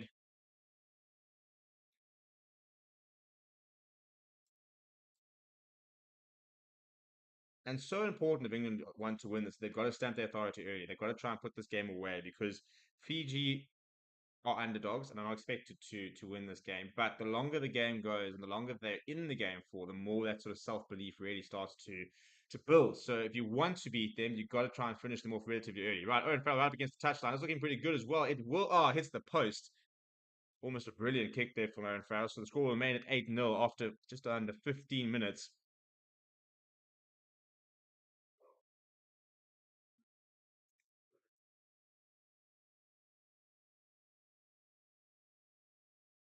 Just a great finish there from Ryan Tuilagi.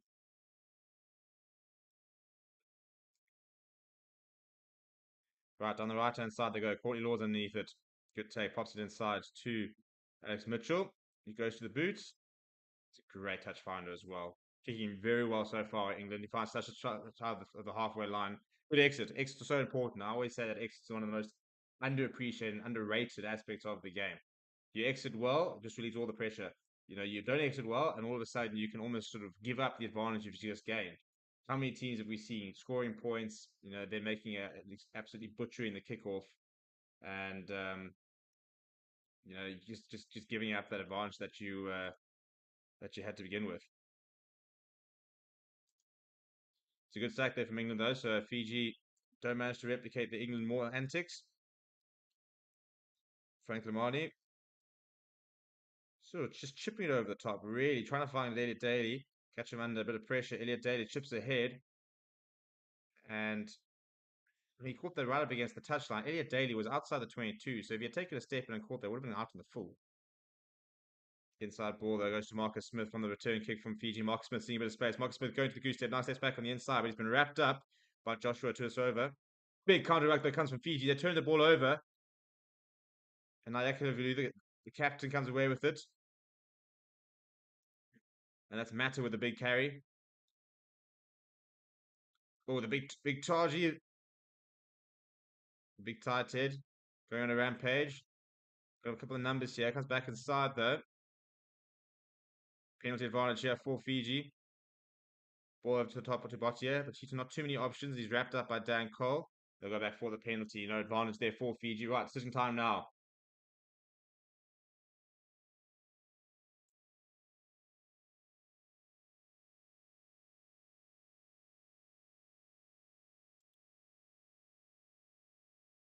It is very kickable. It's 8-0, so you think they're going to take the points. They are going to take the points. Frank Damani is going to be the man to take it.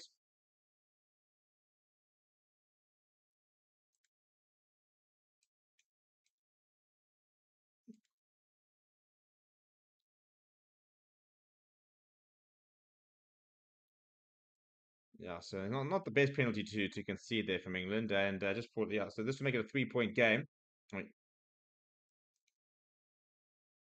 Oh, a 5-point game rather. I really need to get myself one of these Fijian kits. I don't know where I'm going to find it because they don't actually have stock of it down here. But it is an absolutely gorgeous kit. It's definitely the best kit of the World Cup. I think that is pretty clear. Right, Lamani. Yeah, great kick. Oh, off the post. I was looking really good, and then started fading towards the left-hand side. Just a slight hook. And off both bars, bar to bar really from Frank Lamani. So frustrating for him. Not the best clearance from Elliot Daly, so it's not the worst result. You see, it just kept hooking at the end. Almost sort of snatched at it a little bit. Now line up for Fiji, about 10 meters outside the 22 on the left-hand side. Good take though. Watch it. Oh, it's a big hit on Tuivasa. Inside ball. Oh, it's at the center by Moritoje. Moritoje needs options. He doesn't have the pace. Oh, he doesn't have the pace. He's eventually brought down just outside the 22. Johnny May, it's a big hit on him. Knock on advantage here for Fiji as Dan Cole dives on the ball. No advantage. Nothing. Matthew Reynolds pointing towards the back there. Not quite sure for what. No arms tackle. Yeah, I think it's the one on Joshua Tuivasa. So this could be a penalty for Fiji. He wants to have a look here, Matthew Reynolds. Could be a big moment in the game. If this is a no arms tackle and we're talking about yellow card potentially, then this could be a huge moment in the game, actually.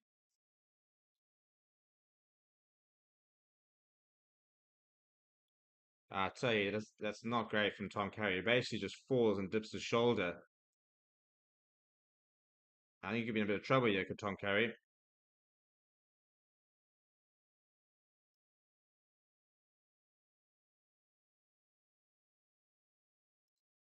So it almost looks like Tom Currie almost just sort of gets it wrong, almost loses his footing, and kind of just drops his shoulder down there. And this, yeah, I don't think it looks like it's too much arms in the tackle.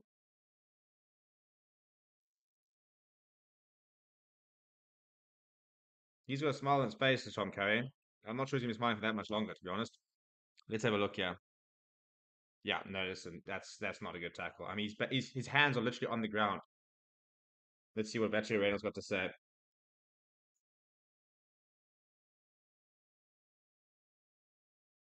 Okay, it's no yellow card, but it is a penalty.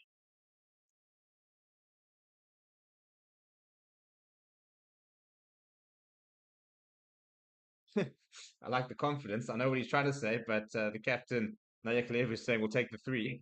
You got to still kick the 3, mate. It's not a guarantee. Big welcome to Lewis Nell, the latest member of the Fair Sports Members Club. If you'd like to consider joining the Members Club and supporting us, please do consider that. It is the pinned comment.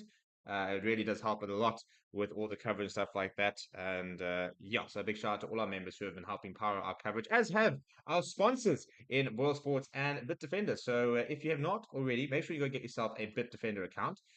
Link in the description. Chris is actually cleaning up on the weekly fan forum show. His return on investment sitting almost over 60%, I think, at the moment.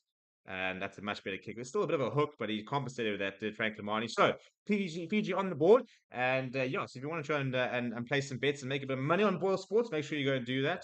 Also, you can go check out BitDefender, who've got one of the world leaders in cybersecurity. They make sure that none of our coverage goes down, that we keep ourselves safe during the World Cup, and you can keep yourself safe as well. Link in the description. Go check out BitDefender. The more you support our partners, the more we can do, because the more they can support us as well.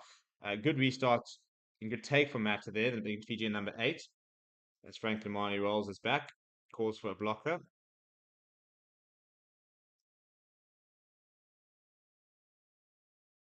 And that's not a bad clearance for Frank Lamani. Off between the 10 meter and the 50 meters. So it's a good restart there from England, from Fiji.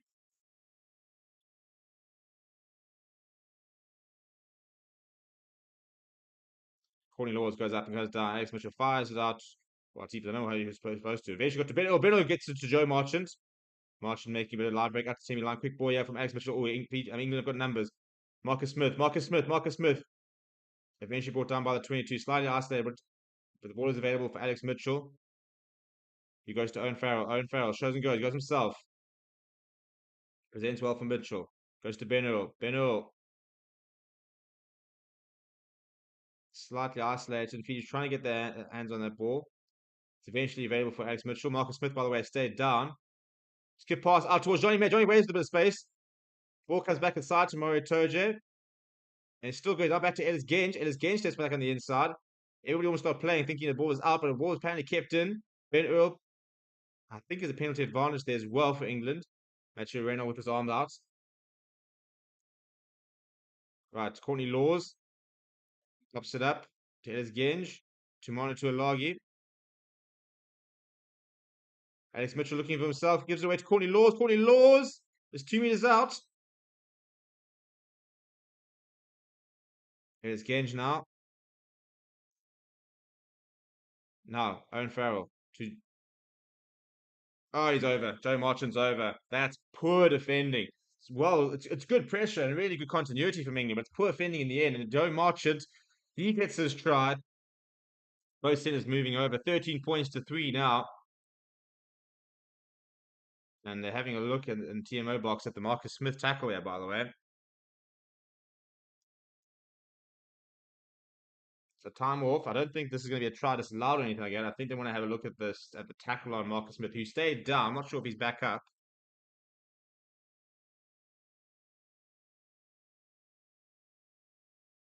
Oh dear. Oh dear. Oh dear. We do have head-on-head contact here as Marcus Smith stops. As he's coming across here. It's a big hit. I'll tell you what, Varsity could be in big trouble here.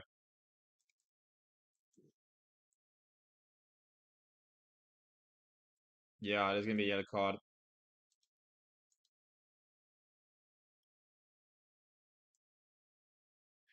Right, well, that's a big moment in the game because Bosie's about to get yellow card, and Fiji have just conceded, and they're going to get to go down to a man down.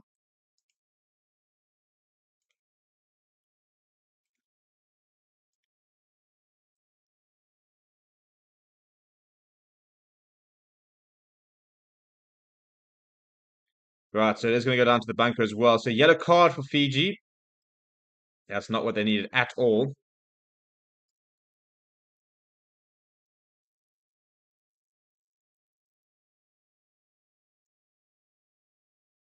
Time back on there, and the try will stand.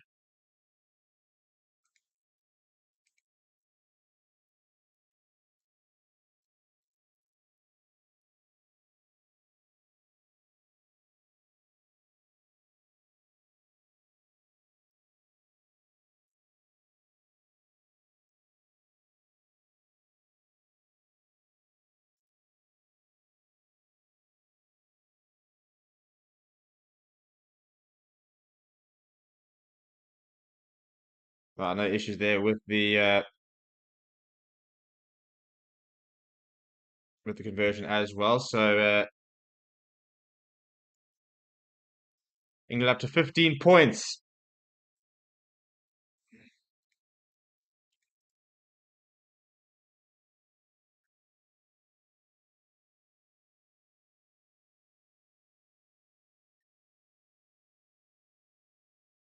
That's a good clearance there from Alex Mitchell as well from the restart. So I tell you what, England are looking pretty calm about things. I think that's the main thing that I'm taking away so far from the first almost 25 minutes. There is a bit of a check here now in Habasi, so it's going to be a bit of a nervous next few minutes as they wait to find out whether that yellow card will remain a yellow card or whether it will in fact be upgraded to a red, which would be an absolute disaster. Speaking of disasters, I don't know what was happening with that lineup, but they've just done the ball straight to Mario Toje.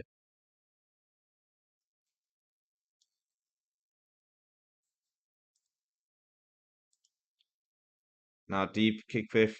That'll be untouched. That's really, really poor.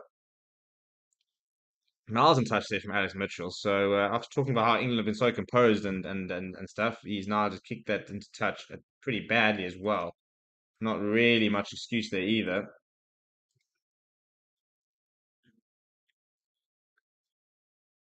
Advantage now. That's pretty silly from Tom Currie. Yeah, penalty from Tom Currie, who's has taken the 9 out. By the way, Mark Smith has gone off, I think, for an HIA. So Ollie Lawrence has come onto the park and is um, so interesting to see sort of the shuffle around. Yeah, I assume we'll see Elliot Daly move to full back potentially. Yeah, it's really, really stupid by Tom Currie. There's no reason to do that whatsoever.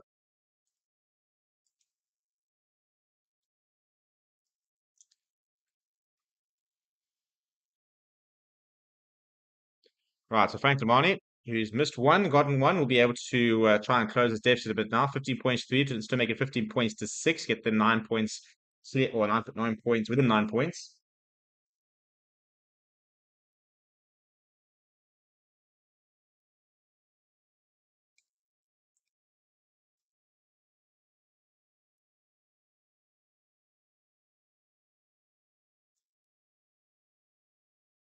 And again, he's just completely hooked there. That's a horrible kick from Frank Lamani. So that's 6 points he's left out there, 15 points to 9. And again, this is going to be something that's going to be quite an interesting aspect to the South African game later, is the whole kicking for goal. And big sort of chat about the kicking for goal. Because, we've Box decided to start Miley Box, who has had his struggles so far with goal kicking. So, yeah, interesting to see if he's going to sort that out. A lot of people calling for Andre Pollard to start. That's gone straight down there, by the way. Sack is good, though, says Mathieu Reynolds. So the line is over. Frank Lamani goes pretty flat. Joshua Tuivasa, who left his own player, then goes hammering into the England defence. Quick ball there. That's a very, very strong carry as well.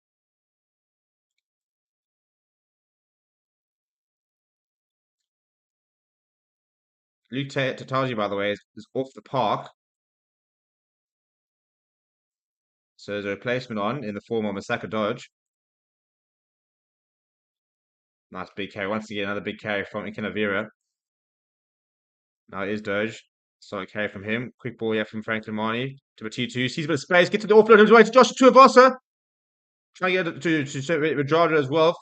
Good work for Fiji. Now, I think it's Botia. Big carry from him. Up until 5 meters out. A penalty advantage as well. Ball's gone loose here. Oh, a little bit of skill. Oh, Maxwell's got low. Well, something out of nothing. That's brilliant. There was on the ground, through the legs, flick up towards him, and there's a bit of a fumble. He turns around, spotted a bit of space, bursts straight through, and out of nowhere, literally nowhere, Viliamana Mata has gone over, and Fiji score with 14 men.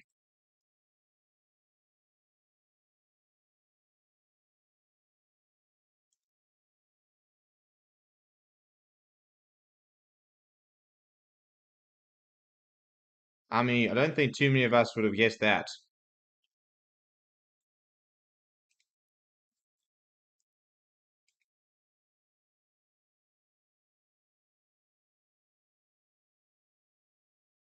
Well, cheap as me. That's something out of nothing. You talk about, and we're so busy talking about the fact that, Fiji down 40 men, for example, big pasture play and stuff like that, and then bang.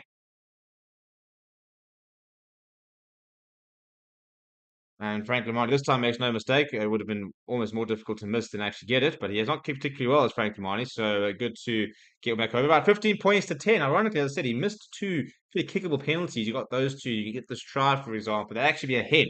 But rugby's not if nots and maybes. The current situation is 15 points to 10.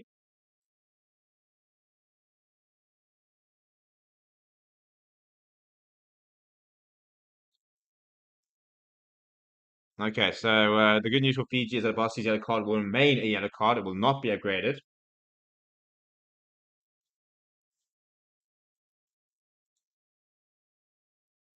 So it's a big boost here for Fiji. There is mitigation apparently. I think if they change an angle. Yeah, I think it's the step from Marcus Smith, which has saved Abasi because there is a late change of action of direction.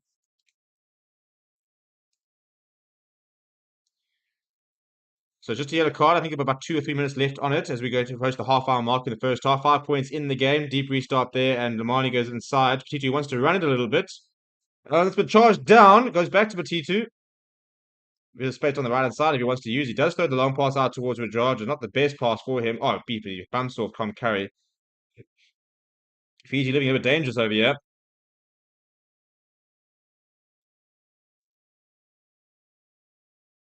And eventually deciding to do the clever thing as Lamani goes to the boot.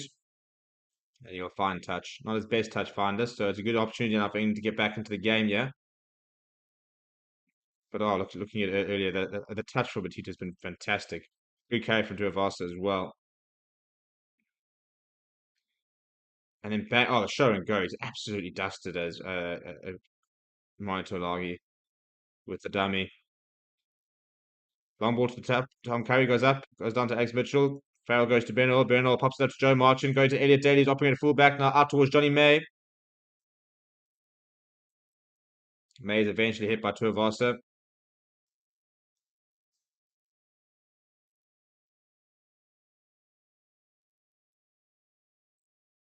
Mitchell goes to Mario Turge. Oh, it's a huge hit on Mario Turge. He's driven back. Now Daly, long pass out towards Cordy Laws. He finds himself on the wing. Oh, it's another huge. Oh my goodness me! He's just been manhandled. He's been picked up and shoved out.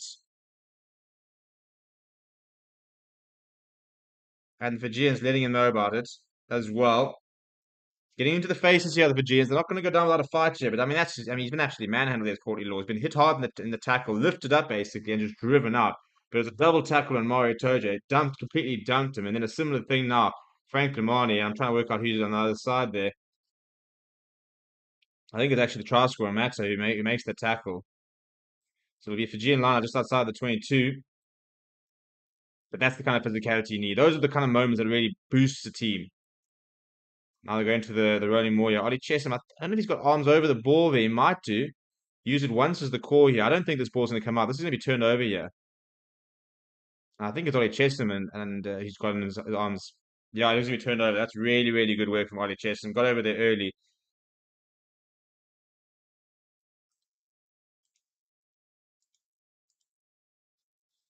So good work there from England to turn over ball, try and swing the momentum back their way. They'll have a scrum just outside the 22.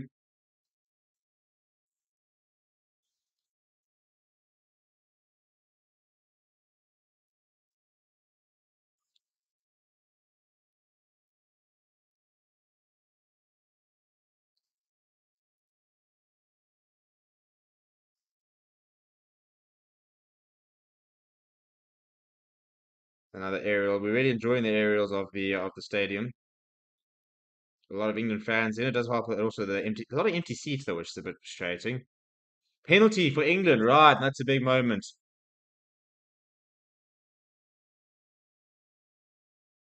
So it's against Maui, the big loose head. So England, they haven't penalised here, and probably a good opportunity to go for goals here. Mark Smith on the side of the pitch looks like he will be coming back on. By the way, it looks like he'll be replacing Ollie Lawrence. Having said that, it now looks like they're about to take out his tracker, so maybe not. Trying to find like a confirmation if he has failed his HIM, whether he will be coming back onto the park. Meanwhile, Owen Farrell's girls kicking tee. He's looking to try and make this an 8-point game, get them out of a more than a converted try away.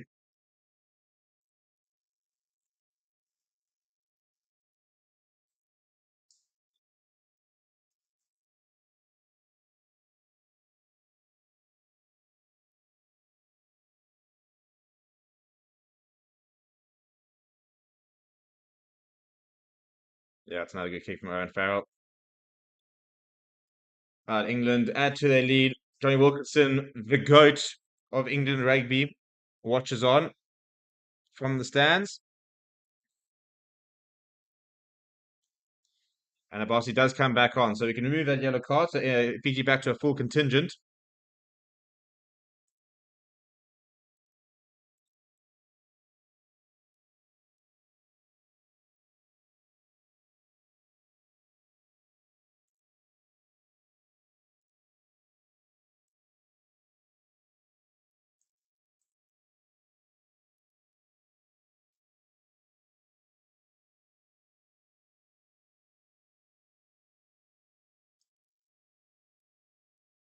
And it's a pretty good clearance there from England as well as we're going into the final 6 minutes of the half. 18 points, 10, but a pretty even contest, I must say. I think England had some very good early momentum. That try for Mata was very important, I think, for Fiji because it was threatening to get away from them a little bit.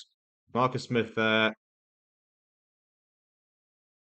trying to work out if he's coming back on. I mean, he's walking around. It appears that he's going to come back on. They've taken his tracker out the back of his shirt, so it's a bit of a strange one. I'm not quite sure what's going on there. Ben Earl with the back of the line out. It's Mitchell already things back, going to go to the boot chair. And Varsity back into the action here, goes up, ball bounces free, and I think it's come off him, so I think it will be an England line out. Which will be a very good result from them as they've progressed a good 20, 30 yards, but I think knock on is the call first.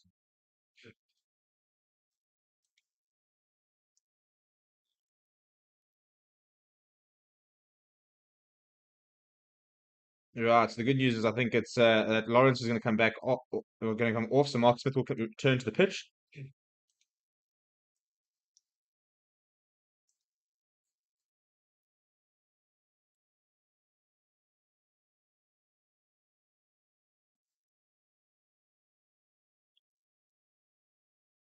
So a bit of a break and play here.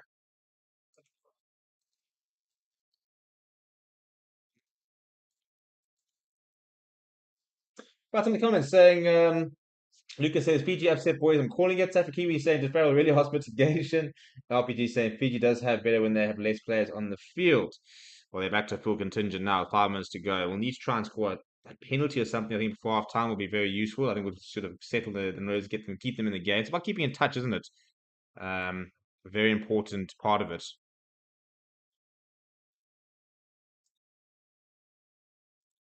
Right, good scrum there. Yeah, cheap as me, and a long pass out wide towards Rajaja.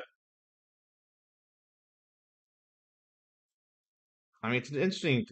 Yeah, I'm not sure about Rajaja on the bench. I mean, on the wing. I think he's slightly wasted. But again, how do you get him as well as Nayakalevu on the bench? And it's a penalty for sealing off against Nayakalevu, the captain. So Yeah, not a good moment for him, and it's an interesting decision now for England. It's on the right hand side, almost for the corner of the half. So not going to be the easiest kick for Owen Farrell with 4 minutes to go. It's within his range. 21 points to 10 would be a great scoreline. So it wouldn't. In fact, it's a bit further in than I thought. So yeah, they had to take the points here. Just a bit of a strange one. Just fired out that pass. It was so long and wide. They had plenty of time to adjust at England. And then let's see what the penalty is here. Yeah, and Kalebu going off his feet and from the side, really. So it's not particularly difficult decision to give for Matthew Reynolds.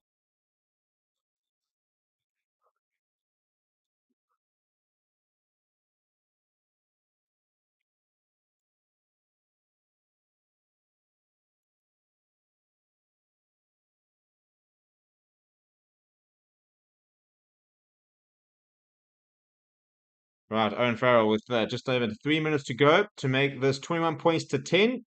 He's not going to let the clock run up on this time. He structures it very well, and it's gone straight down the middle. Very, very good kicking so far, yeah, from Owen Farrell. He's a great goal kicker for, he gets a lot of criticism, but you tell you what, he started pretty well today. Kicking very nicely off the tee. 21 points to 10 is the score so far. He's scored 11 of them.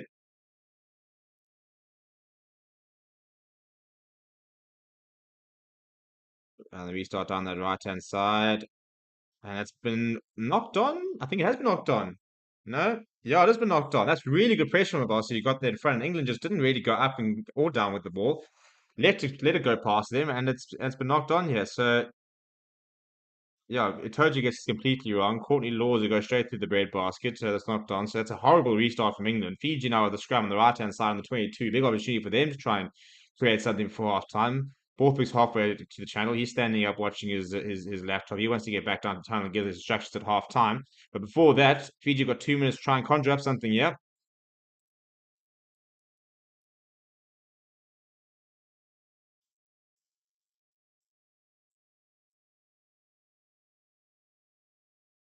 Right, so the full left of the field to work with here for Fiji. First things first, need a good solid platform. It is there for Franklin Marnie.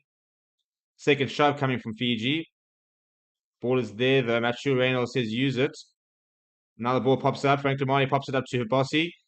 He makes a few yards on the turn. Available for Frank Lamani. He wants to go down the right hand side. He's fired out directly towards. Trying to work out who it is. One of the forwards there. Now comes back into Bocce. Bocce steps on the right hand side. Moritoja up there very quickly. And that's really stupid. Very, very, very stupid. It's so easy to make call that penalty. And the collision was one, but Albert Tuasio then just diving and taking out the legs, and that's going to be it's going to be a talking to here. Matthew Reynolds now also reprimanding Frank Damani for not putting in straight at the scrum. Standard. Because maybe there's a language barrier from so Reynolds just saying straight. And yeah, it's if it's straight, then it's fine. If it's not straight, why aren't you penalizing it? Because the wording wasn't just be careful, to make sure to put it straight. So I think maybe that's what he's supposed to be trying to communicate. Because if the ball's not straight going into the scrum, the ball's not straight going into the scrum, and you need to be penalizing that, or free kick, at least.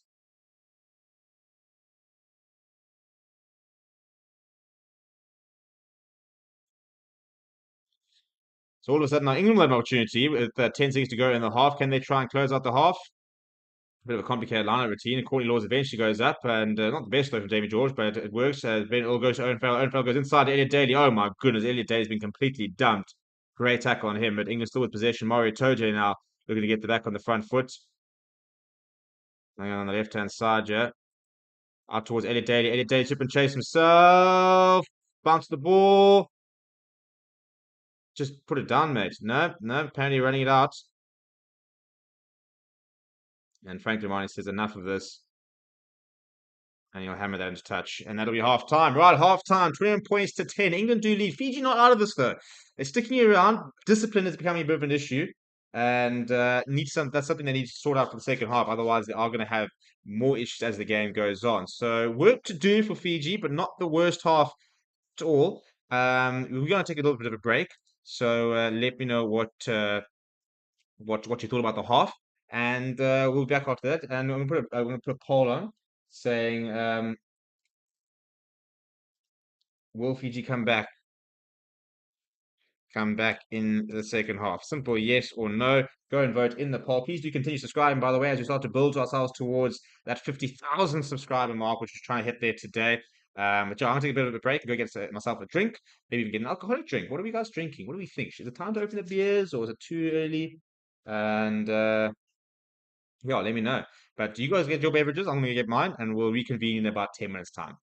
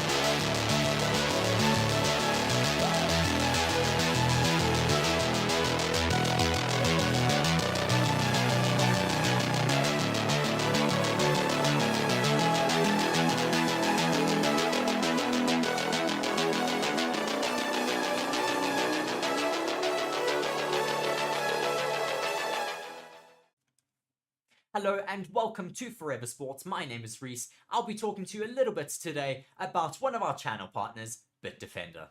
BITDEFENDER is a global leader in cyber security. BITDEFENDER is committed to defending people all around the globe against cyber attacks, as well as to transform people's digital experiences. In the next 6 months, Forever Sports will be covering major tournaments such as the Rugby Championship, the Premier League, the remainder of the Formula 1 season, as well as embarking on the biggest Rugby World Cup YouTube campaign ever. To ensure that these are all a success, it is imperative that the Forever Sports channels and platforms remain uncompromised. And with BITDEFENDER, we can be assured that our cybersecurity needs are being taken care of. To read more on BITDEFENDER, please be sure to check the links in the description of our video. Once again, thank you very much to our partner, BITDEFENDER, for joining the channel. I've been Reese here on Forever Sports. Thank you very much.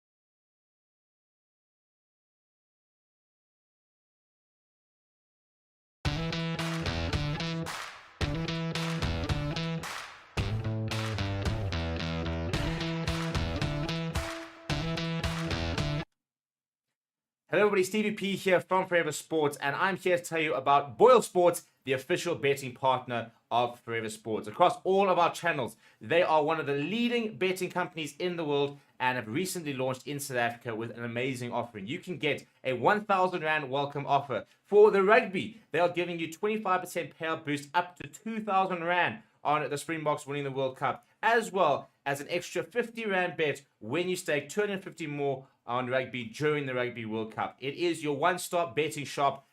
That is BOYLESPORTS.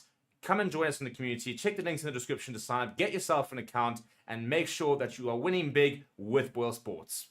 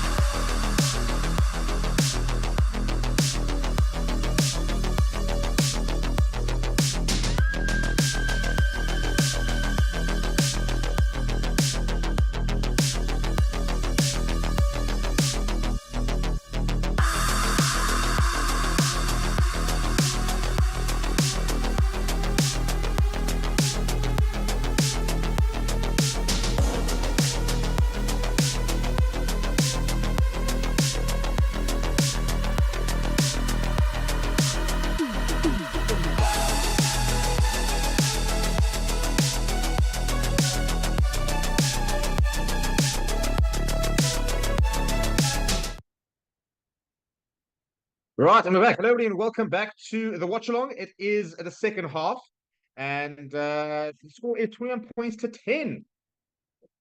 Can Fiji stage an epic comeback? Can they do it, or is this a step too far for the Flying Fijians, who've been really, really good so far this tournament, but today a little bit inaccurate? And you see a couple of soft tries. I would say one soft try, really. Well taken, it must be said, by Solagi. But yeah, so a big half to come, and Fiji need to score first. I think is the main thing. If they are going to potentially win this game, for me they've got to score first. And turning over the ball like that is not what needs to happen. As England do find their way with the ball, Alex Mitchell rolls the ball towards the back of the ruck and goes to the boot. Elliot Daly will give chase. This is quite fast. This will probably be marked. It is marked. Not the best. I don't think Alex Mitchell's not had. I don't think Alex Mitchell's had the best game so far, and yeah, I wouldn't be surprised if we see Danny Kerr quite quickly. And that's been kicked ahead by Mitchell for Mark Smith to chase. Frank Lamani underneath it. Bit of space here. Bot 2 going himself. Lamani under a bit of pressure goes back on the inside. Not too many options, and not sure who that is that's kicked it ahead. Right, and now Owen Farrell. Owen Farrell seeing a bit of space going into the boot. Withdrawn. Good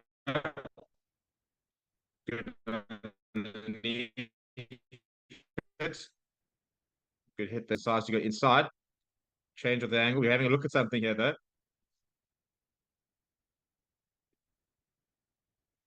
So the carry there from Ben Earl. Now chip ahead for Owen Farrell. Sees a bit of space in behind. Withdraw has been turned. Let's just stay in. It's really done well in there. It's actually brilliantly handled. Now, kick ahead comes. It goes towards Elliot Daly. Elliot Daly on the inside. Elliot Daly getting around the outside. Eventually brought down by Habossi. Alex Mitchell going on the left-hand side. Owen Farrell going to Bernal. Bernal steps on the right-hand side. Gets back in. So Botia all over it. Botia has conceded a penalty. Hands beyond the ball is the call. Matthew Reynolds saying that first on the ground and then on the ball.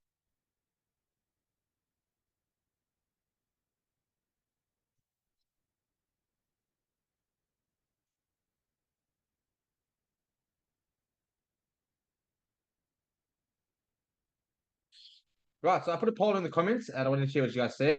I said, can Fiji come back in the second half? And almost 60% people saying yes, they can.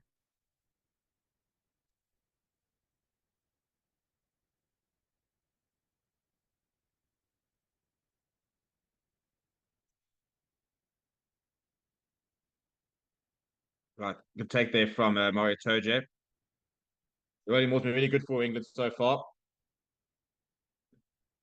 They're looking pretty good again. Looking pretty good again. It's now gone down, but it's turned around. Jamie George is still there. They're 2 meters out. I mean, this ball's never coming out. I mean, there's just bodies on bodies. It is turned over from Fiji.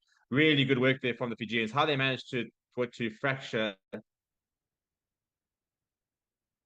And it is Genge there, just holding on Frank Lamani. And it's been a penalty to, yeah, see, that's Ellis Genge at his absolute worst. That's so stupid from him. So he's just sitting there holding, I think it's Frank Lamani on the ground.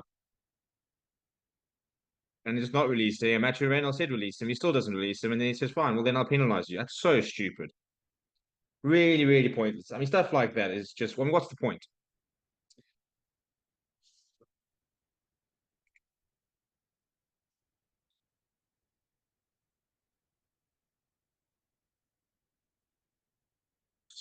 Yeah, as I said, I mean, it's a penalty for free. He's basically said, well, do you want a free exit? That's what he's basically said. That's just moments like that can stop great players from being brilliant players. You know, it's so needless.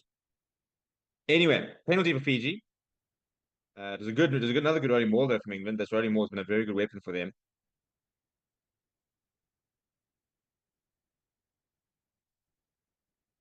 A couple of subs are coming on the park here. Let's see who we've got. Looks like Fijians making a couple of subs. And I think that's already Makala coming on for Habasi. Yeah, it is.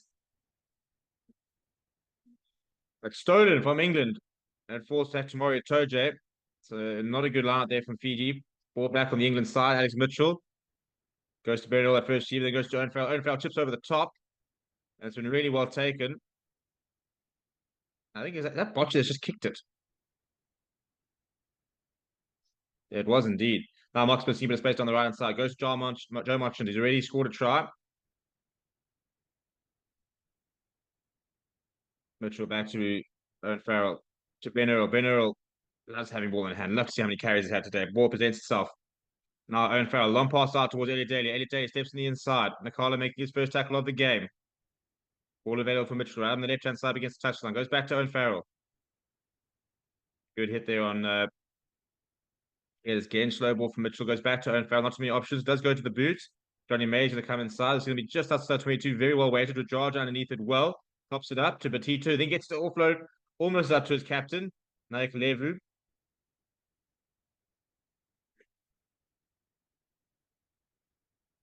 Now Fiji looking to build from deep. Botia.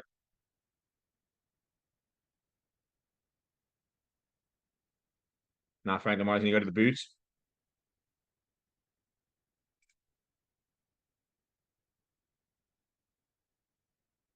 Lifts it high in the air for Marcus Smith. Marcus Smith goes down the left-hand side towards Owen Farrell. Owen Farrell seeing a bit of space.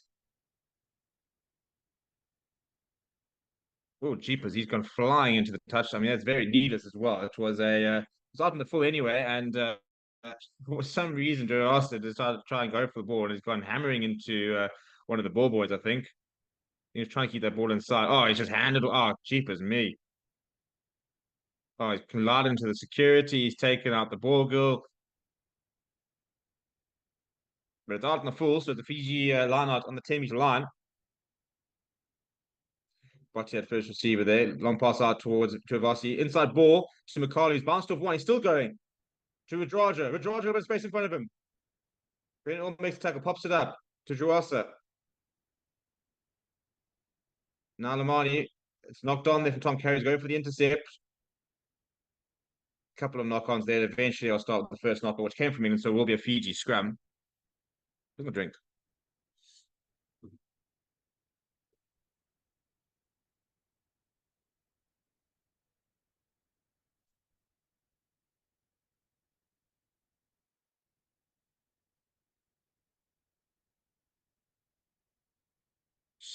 Good carry there from Madrada. It was a good tackle from Bennett. Came coming across the side to try and cover.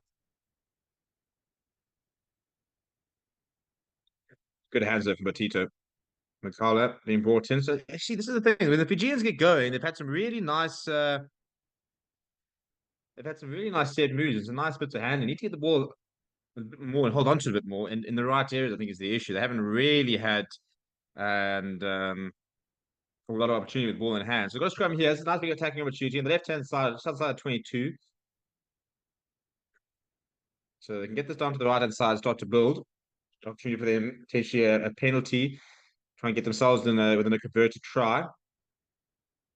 Yeah, scrums have been a problem here. We've only had maybe 2 or 3 sort of solid scrums, which has actually seen the ball go towards the back. Fiji have made calls at scrum time and then have made replacements.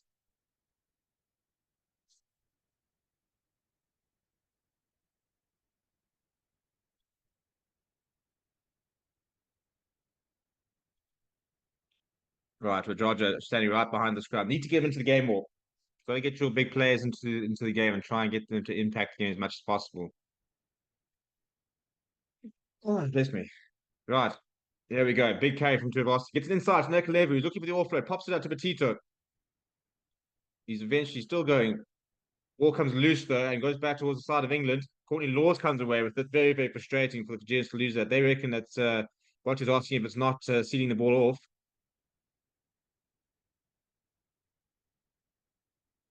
Now it is Genge. Botti is lurking. He wants to try and win a penalty around here. Right, Mitchell rolling things all the way to the back. Goes to the boot. It's a pretty good kick there as well. It's fumbled as well, so they can't take quickly with Fiji. So it'll be Fiji line, but just outside. Well, one of the few things he's done. Well, actually, having said he hit a couple of in the full as well. So yeah, it's not been the most accurate day from Alex Mitchell. You know, just scooped up off the ground there from Courtney Laws very, very well. That's a great angle as well. Well, I guess it's the first throw actually for the Fijian replacement hooker, Samuel Matavesi. Trying to get the rolling more going. And once again, it's been burgled, and it's going to come out the other side of the England. So yeah, I can see pieces really struggle from Fiji. They've lost a couple of balls there. They haven't really managed to find any sort of scrum dominance. They have put on a whole brand new front row. Penny Ravai is on as well. Deep there from Mitchell, and it goes up and it's spilled by McCarter. So a lot of mistakes creeping into the Fijian game. Inside ball there from Owen Farrell goes to Ellis Genge. Ellis Genge. That's a much better carry from him. Big counteract that came from Fiji. Big counteract came from Fiji. The ball goes across. Jamie George pops it up to Owen Farrell. Owen Farrell goes to Joe Marchant. He kicks it in behind. And that's been hit touch. Just kick the ball. Just kick the ball. Just kick the ball. And last year, Rosise is just, yeah, tried to run down the left-hand side, ran out of space and pushed out, and all of a sudden it's going to be England line inside the 22. Much better from Ellis Genge. So bumps off Petito, keeps going. That's kind of the marauding carry we're used to seeing Ellis Genge, and that's kind of where he's at his best. He's such a good player in the loose, but haven't really seen that aspect of his game today.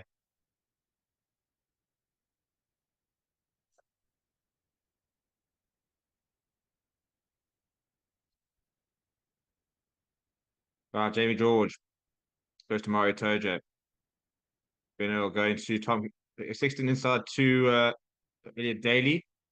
He's cleaning up and tackling though. He's got a very white shirt on. Right, there's Genge now. Mitchell back down the right side to Currie. Currie pops out to Smith. Smith's been lost it forward. Ball's come loose. But a penalty advantage for all sides. So they'll go back. And this should be another 3 points. Should be the first points of the half, in fact, here for England.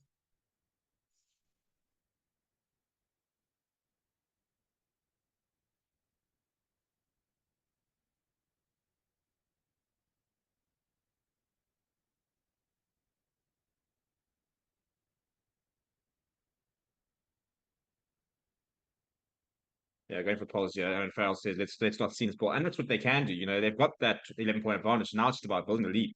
You know, the game's not quite wrapped up, but you've got it. You know, you've got the scoreboard pressure. Now it's about just keeping adding to it.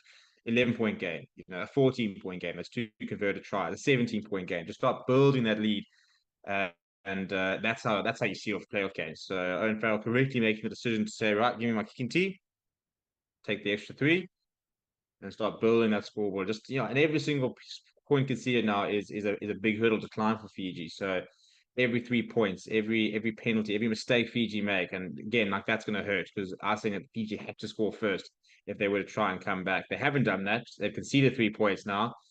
If they scored a try, for example, 21 points can become 21-17, 4-point game. That becomes a whole different story. But now 21-10 has become 24-10, 14 points, much bigger hurdle to climb. But plenty of time. Still got about 26 minutes left on the clock.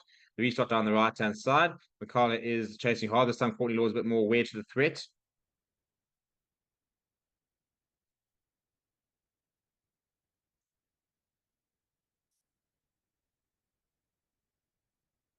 Right, but short the base of the rack.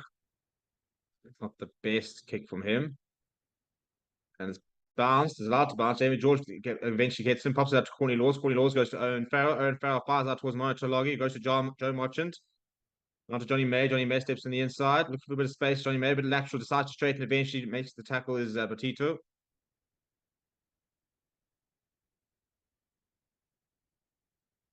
Now Ben Earl. Shaped pass, but went himself.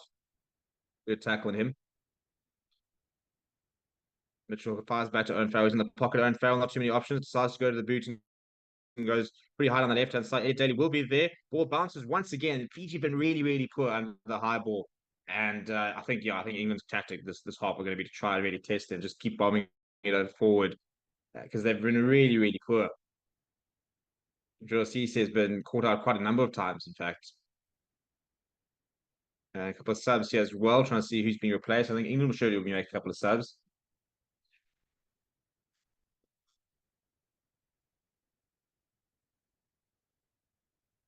I think it's forward, in fact, of Elliot Daly. So I've got a lot.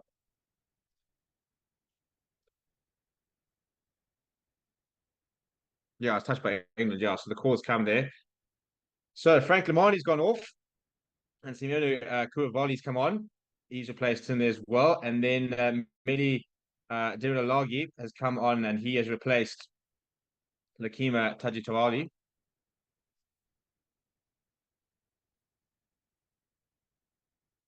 And once again, it's easily sacked from England. The line's been so poor from Fiji. Even when they've won a line, it's been sacked far too easily. But anyway, looking to rebuild. So placement loose here. Penny Ravai. Kurivali.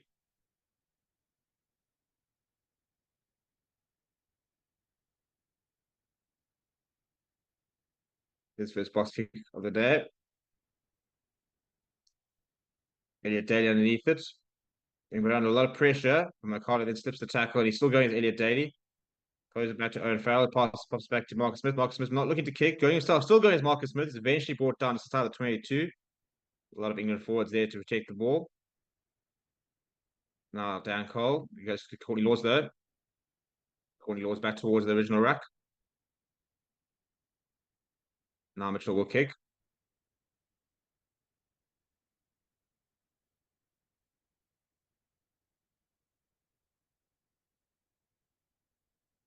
Right.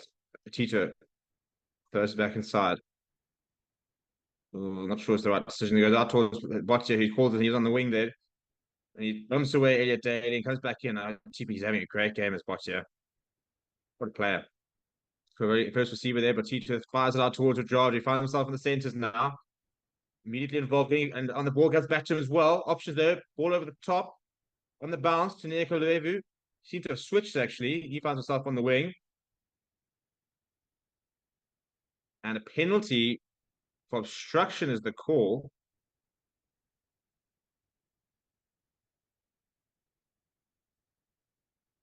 Boxers wanted to take it quickly, but Material needs to find the mark. Interesting obstruction to be called there.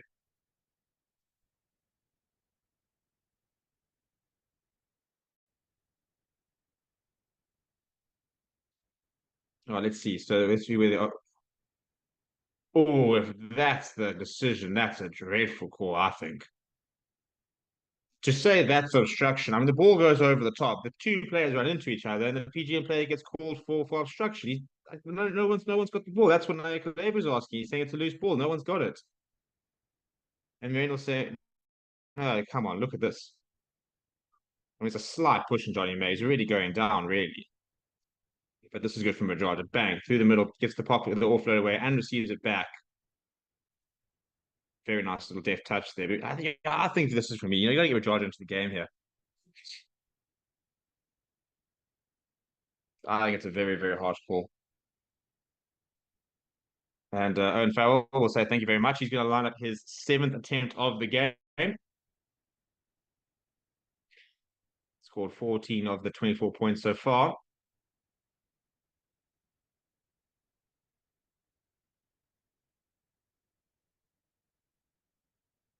And it's pretty metronomic from Owen Farrell, but it's just short, in fact.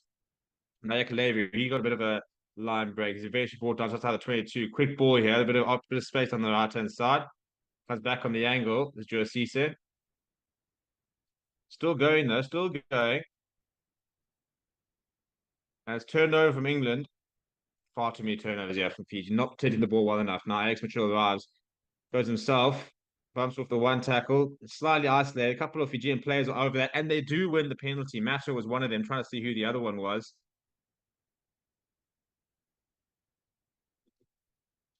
Now Botti and Tom Currie getting stuck into each other.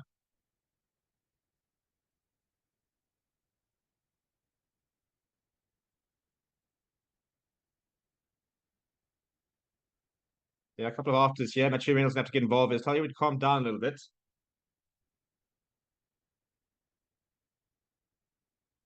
Yeah, Botti got a lot to say to Tom Currie.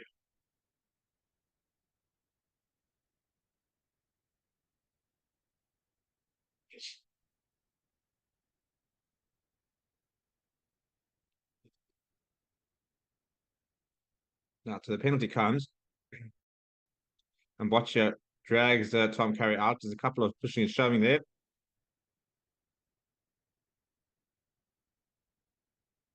Not too much, a bit of pushing on the chase from each of them.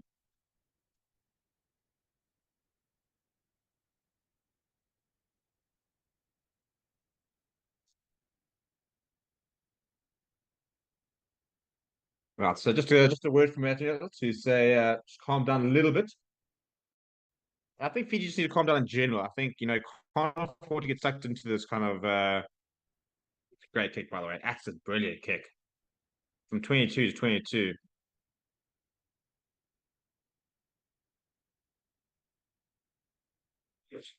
Right, ball at the top to Fiji. That's a bit of a better idea. It actually goes to Joshua to a Vasa. And that's surely your side from Owen Farrell. Surely, Mr. F.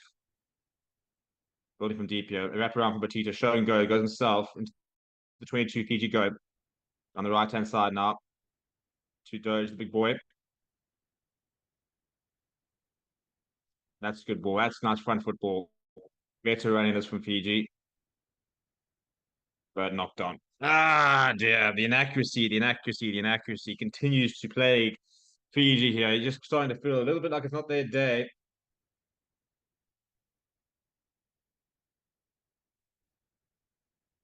Got a lot of inaccuracy at the breakdown, a lot of inaccuracy just in general play.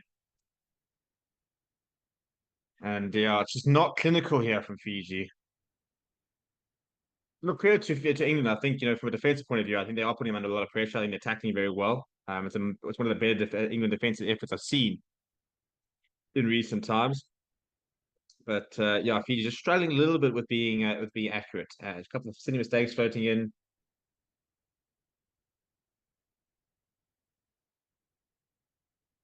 Right, Danny Kerr is on the park, by the way. He has to replace Alex Mitchell. There comes Joe Marlowe as well. So he replaces Ellis Genge. Who, apart from a very silly penalty, I thought he had a pretty solid game. Much better in the second half. A couple of nice carries from him. A bit more like the Ellis Genge that we kind of like to watch.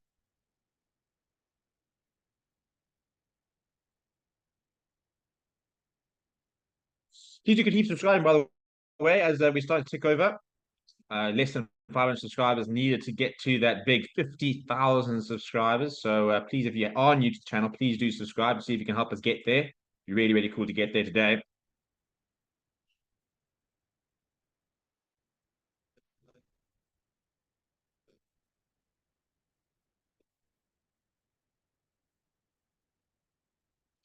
Best start scrum though. That's best scrum for Fiji, in fact, I reckon. Penalty goes to England's way, but I think Fiji wouldn't actually be upset about that. I think that it was wheeling around as the call for Matthew Reynolds, but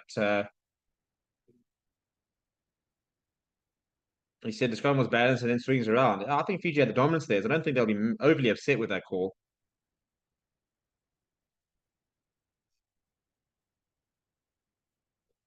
Anyway, so England had the penalty. Owen Farrell kicked them further up the field. I think it's pretty close to George Ford time. What will be interesting to see is if they bring off Owen Farrell or whether they look to bring on. Yeah, so it's Wheeling is the call there.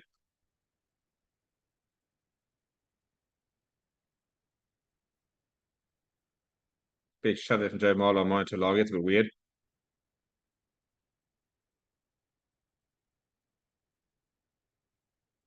Penalty for obstruction against England.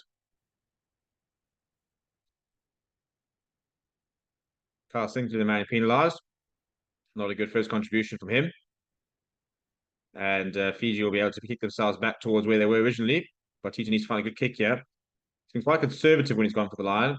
And been a bit conservative again there, just outside the 22 here. You do need to feel that if Fiji score and convert in the next 10 minutes, game could be slightly alive, but they need to score 2 converted tries just to level the score. So a lot of work still needs to be done. There's not a lot of time left, and it's a bit of a messy line, but they do come away with it. Currie fires out to Mikala.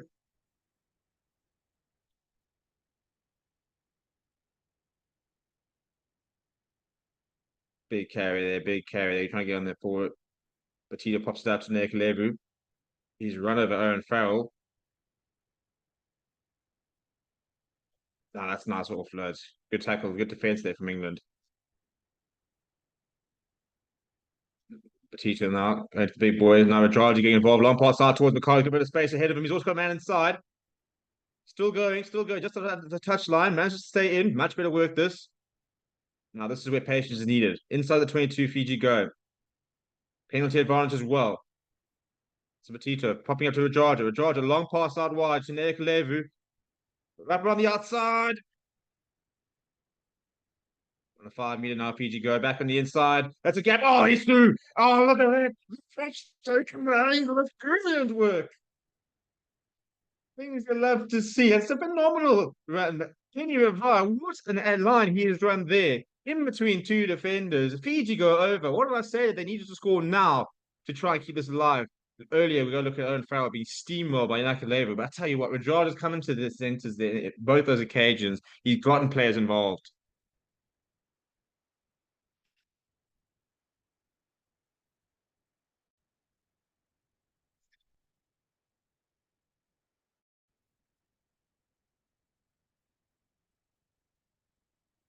And then look at the line being run there. England defence eventually breached. Fiji dare to dream. This is a big kick. This is a huge kick coming up.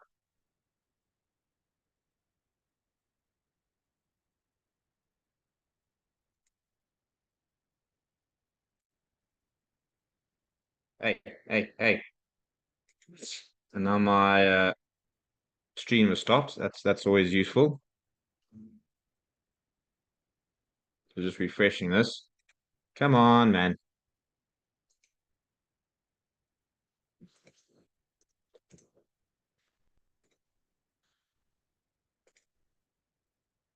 So they're trying to work out if he's gotten it or not. Which I think he has. He has nailed it. Yeah, so I've just gotten back to it. I'm having a couple of issues with my stream. But he did get that, does get it. So Ollie Lawrence is onto the park, by the way, as well. Here we go. Well, do we have yet a game on our hands? 24 points to 17 with 16 minutes on the board. Fiji score next and game on, really. Vadraja down the outside. Vadraja still going. Still going, Vadraja. Runs over Marcus Smith. He's still going up towards the halfway line. Great take there from Boccia as well. Fiji now playing with a lot of confidence. Penalty advantage as well. Interesting decision to make that. Chip over the top, though. Now go back for the penalty. Right, this could be interesting.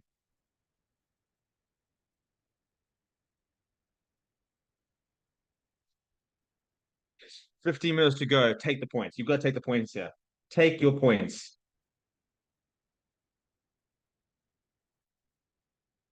Yeah, they are taking the polls. Here we go. This is a big moment of the game. This is to make a 4-point game. Slot this and a try will do. It doesn't have to be unconverted. But look at Radraja, yeah, bang, the step on Ollie Chess, and bang, gets away from Mario Toja. Not any options, so he puts his head down. Marcus Smith does well to basically just be a bit of a speed bump, Ben Earl completing the tackle. And then Courtney Law is guilty of having a second go at the breakdown. Marcus Smith been in the battles, yeah. He's been had a gash on his head, which has been bleeding quite a lot. So there's blood all over the place. Trying to work out to Chesson replaced. Sorry, I mean Ollie Lawrence replaced. Johnny May, in fact. So yeah, I'll tell you what, I still think I mean George Ford not being on at 66 minutes is yeah, for me not the best decision. Right, big kick this year for Simeone Curvali, and that's going, stay in, stay in, stay. Oh, it's off the post. It's off the post. Let's ball it back towards Fiji. Was he taken in the air is the call. No advantage here. McCullough, wrapped up by Joe Marler. You've been told to leave it. He has to let go of it then. How that is not a penalty, I don't know. You told to leave it so many times. Wrapping around here, ball out towards the top. Josh Tuivasa doing well to stay in. Fiji on the 22. It was almost such a good kick from Curvali. He was right in front. Should really have nailed it off the post. A lot of points missed out on Fiji off the tee, which will definitely be a talking point should they go out. But for now, they stay alive. Need somewhere to go. They lost a lot of momentum, though. It almost looked a bit high from Monotolagi. They're back all the way to the 10-meter line. Need to rebuild your Fiji. Good tackle there coming from Carl Sinclair. Now, penalty advantage. That's once again right in front of the poles with Roger. And he's going well. Off to the left.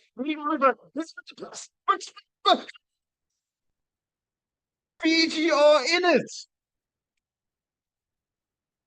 What am I semi-Roger? What did I say? What did I say? In the centers.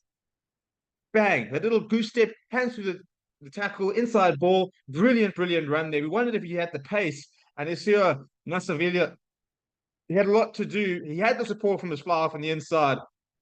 But this is semi-Rajaja. Look at this. Bang. Gets the offload away. Just wasn't two defenders. Creates that gap. Good support play from Batito. It's right by the poles. This will be 24 apiece. Goodness me, this could be one of the greatest comebacks of all time in terms of a tier 2 nation, Fiji daring to dream in the quarterfinals from 14 points behind at what, 20 minutes left with a kick to even the scores.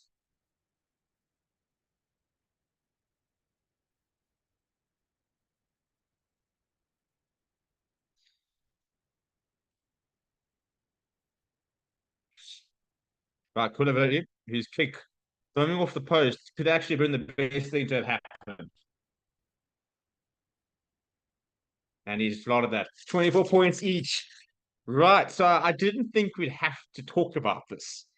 But I present to you what will happen if the scores are level at full time. We will go into extra time, normal, regular extra time, which I believe is 10 minutes each way with a 2-minute cross here. Let me show you exactly how this is going to happen. Right, so there will be extra time, 10 minutes each way. This will be normal extra time, regular extra time. It's basically like a mini match, a 20-minute match. 10 minutes, 10 minutes. If the scores are still level after that 20-minute period, then we go into sudden death, which is a extra 10 minutes. And that's like a third half, basically. The extra 10 minutes, you score any points, you win. That's sudden death.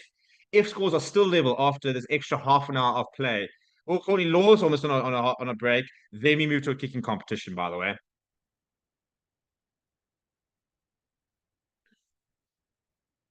But still 10 minutes to go before then. And Ben Earl finds a bit of space. Ben Earl still growing into 22 as Ben Earl. England not done yet. Down the left-hand side, they go. Monitolog. Oh, no. Oh! If he had made the pass any day, it would have been over. They've still got the ball here. But has he butchered that? As to argue, if they don't score here, then he's butchered that. Joe Marlin now.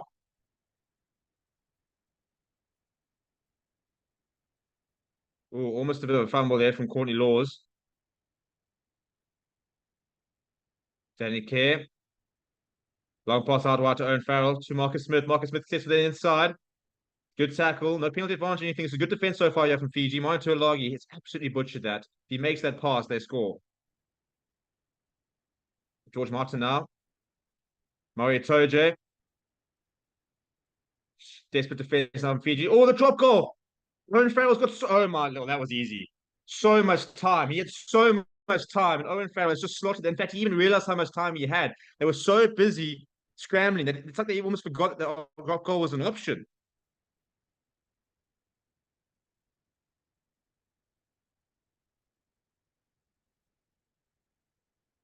Huge moment in the match. Absolutely huge moment in the match. Owen Farrell. Well, I'll tell you what, that's good composure. That's phenomenal composure. To understand the situation, Fiji are so busy scrambling one thing to left, and he goes, right, thank you very much. Almost takes a moment, gathers himself, bang, right behind the pole. So the option was nearly on, but literally nobody expected it. Least of all Fiji. Yes. Right, Fiji trying to understand what the subs is. Billoway Kiwi's on, but they're trying to work out who he's actually on for. Naya Kalevu seems to be the man that's been replaced, but he's still on. He's not quite sure who's been replaced.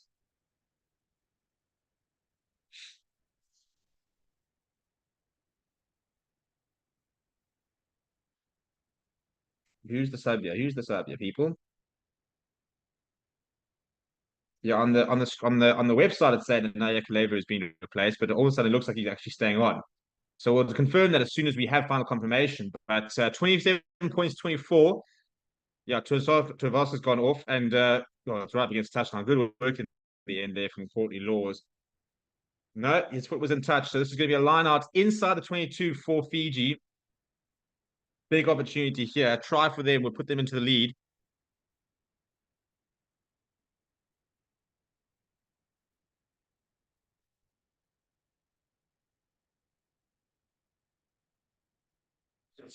What do we reckon? What do you reckon? So earlier I said, can Fiji come back?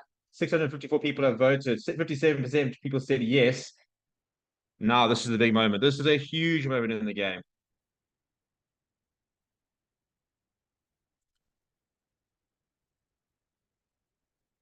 Big line out. Big line out. First things first, just win the line out. They've done that, and they've gone down. They've tried to sack. The ball's come knock on advantage. Keepers, that's going to be. If to be honest, if the reason they lose is because they're lineouts, it'd probably be quite justified because they have been dreadful today. I don't know if it's if England have just researched them really well, but every single time they've either completed the sack really well, yeah, and once again, they just don't protect the ball. The receiver, they don't protect the receiver when he comes down. And Mario Toje has sacked him every single time. It's been too easy. Then they've just never ever adapted to it. But even opponents just walked on for the final 7 minutes. Tom Currie leaves the park. Right, so 7 minutes to go. If there was ever a time for a scrum penalty for Fiji, this would be it.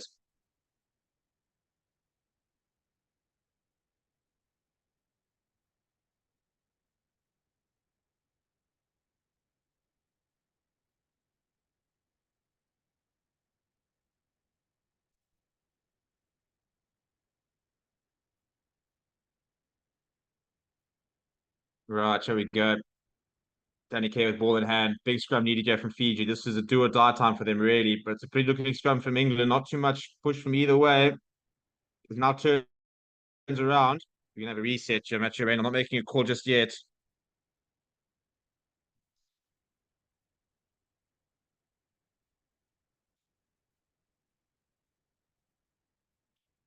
Can have a reset here.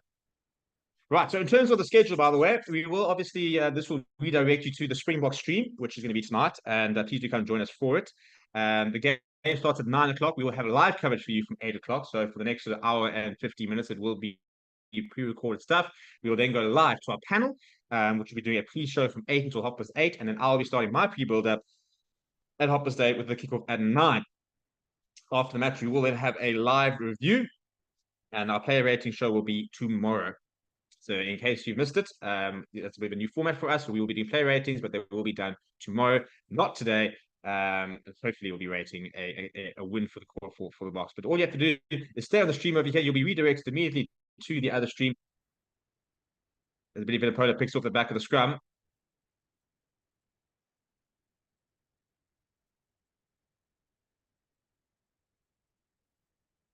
And now England not looking to kick just yet. Looking to keep ball in hand as much as they can.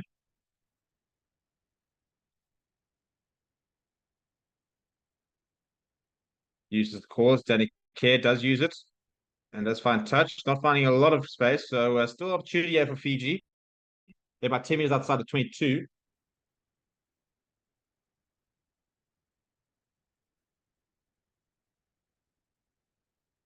Five minutes left. Last opportunity this for Fiji.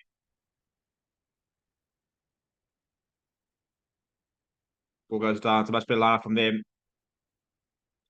Goes himself to Makala. Oh, half, and you got to get on Super. It's turnover ball here now. Ben Earl straight down the middle. Ben sees it all the way. He's still going. He's eventually been brought down by the 22. Needs support. England scoring now, and that's it. Penalty advantage. I reckon that's it anyway. That'll be 6 points for them, and they can run the clock down. Huge moment this from England. Off feet is the call, and there it is. Penalty right in front of the poles. This should be game over.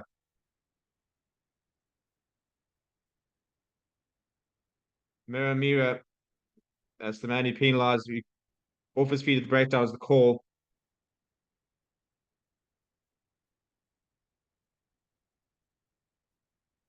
And Owen Farrell grabs the ball. I mean, he's been pretty flawless so far. Yeah, that's me. And this is right in front of the poles. This will be, unfortunately, likely the game. This to make it a 6-point game. Just a hard, just wasn't really there. Got the Currie got to the tackle and then through the interception. And then it's a great run from Ben Earl. Almost looked like he was going to go all the way. Really good display of good pace there. And then, just coming around the side and off his feet. Just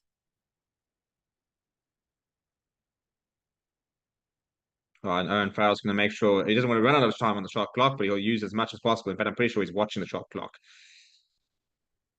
Try and get that down to the 10-second mark. Yeah, he's looking around.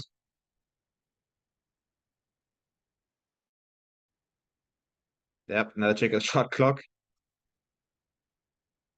He'll wait till the last second to kick this. Has one final check, realizes into the last 10 seconds, and then he'll go straight over the top.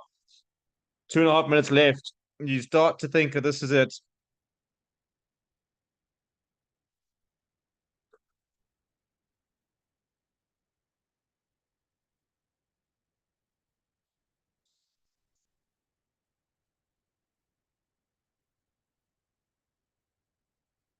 Oh, they won it back though, Fiji, and then the ball comes loose. And I think it's a knock on. No, knock on from England. Right, well, maybe the game's not done yet. They'll need to convert to try. Just a try is not enough, but they're going to have a scrum here with 2 minutes to go, Fiji. Surely not. Surely not. But why not?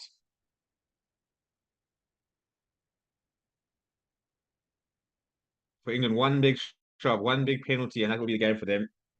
For Fiji, can they create something? Currie, the teammates watch on. And this must be the worst. Hey, you're on the sub. You've done everything you can. Your fate's in everybody else's hand. You can't do anything. You can only watch and hope.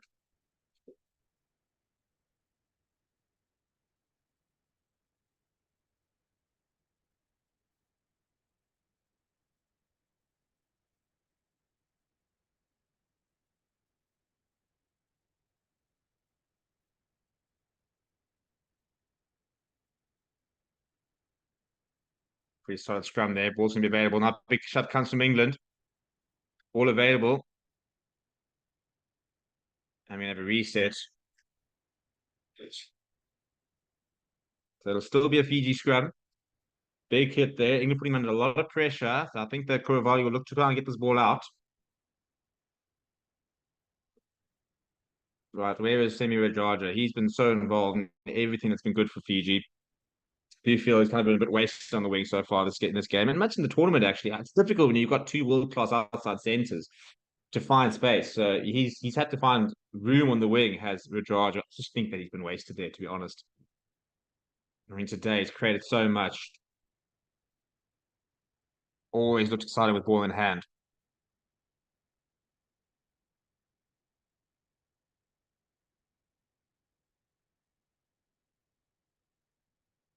And he's pushing for the ball, ref. Time's run out there. Time has run out. 5 seconds left. By the time this goes in, it will be the final play of the game.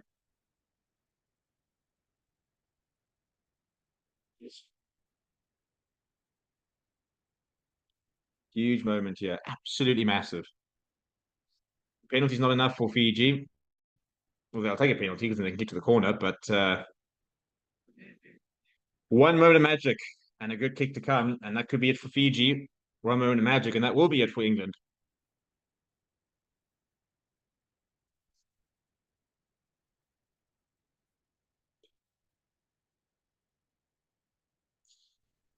By far, do we get to have the reset here. The clock has turned red.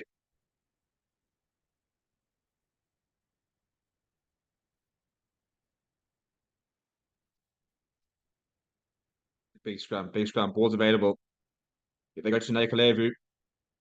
He's eventually brought down, makes a few yards though. A couple of lazy runners. Doge, the big tight head. Ball available for Fiji. Can't make a mistake. One mistake, and that's their World Cup done. Watcher taken out. Keeping it very, very tight here, Fiji.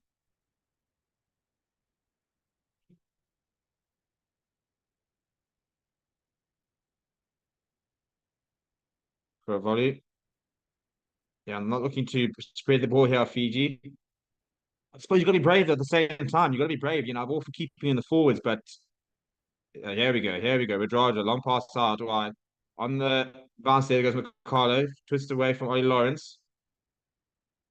He's not looking particularly creative here at Fiji. Looking a little bit deft of ideas. Matt are trying to get them on the front foot. It's a bit better from them. They're still pretty far back, though.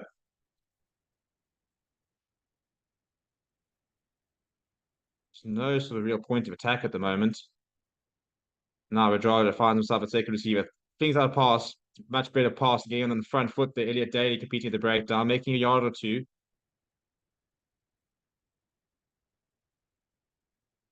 Kuravalu taking his time. Waiting for a couple of options. England defense up very, very quickly. Fiji need a bit more energy than this. There's just no point of attack at the moment. Now, long pass out wide. There's a bit of space, but it's a long pass, so it's taking a while. Joe Marchand is out there, makes the tackle. They're just not making any yards here at the moment. They're going left to right, right to left. They're stagnant. They're literally stagnant on the. I mean, they're getting the ball standing still, and they're just getting further and further behind. That's a bit better from Massimisiere. And that's a horrible pass.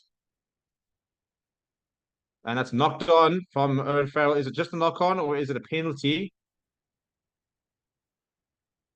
They're going to have a look. They're going to have a look. They're going to have a look. This is either just a knock on and the game's going to be called, or this could be a deliberate knock on, which could be a call, I suppose, actually.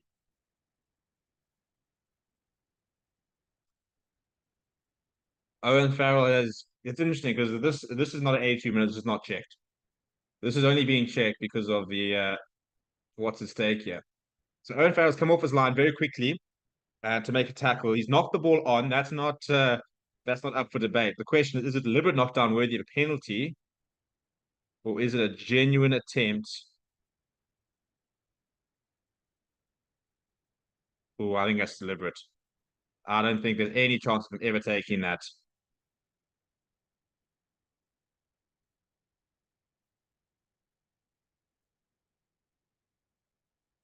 Yes.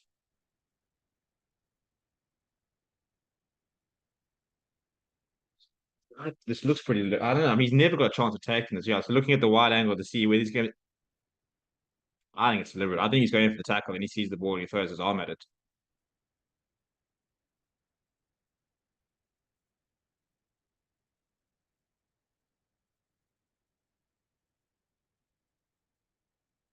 Yeah, so looking at potential try scoring opportunity for a yellow card. So it's only going to be deliberate. So it will be a penalty, but Owen Farrell will not leave the park.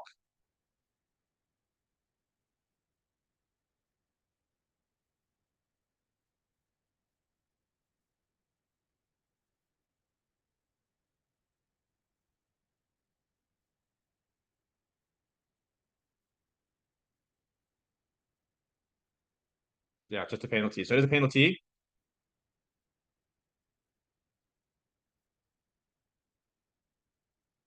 Right, so the decision has been made. It is a penalty. So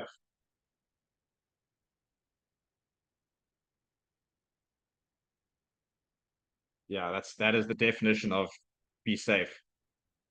Not looking for any distance there. Owen Farrell's come up. Yeah, I think it's the right call. I don't think he's even in a position to catch it. I don't think it's stopped a try scoring opportunity necessarily. Well, they do compete to England, and the ball falls down, but it does go the way of the Fijians. They still do have the ball, but they might by the halfway line, so a long way to still go as we tick into extra time. 85 minutes on the clock.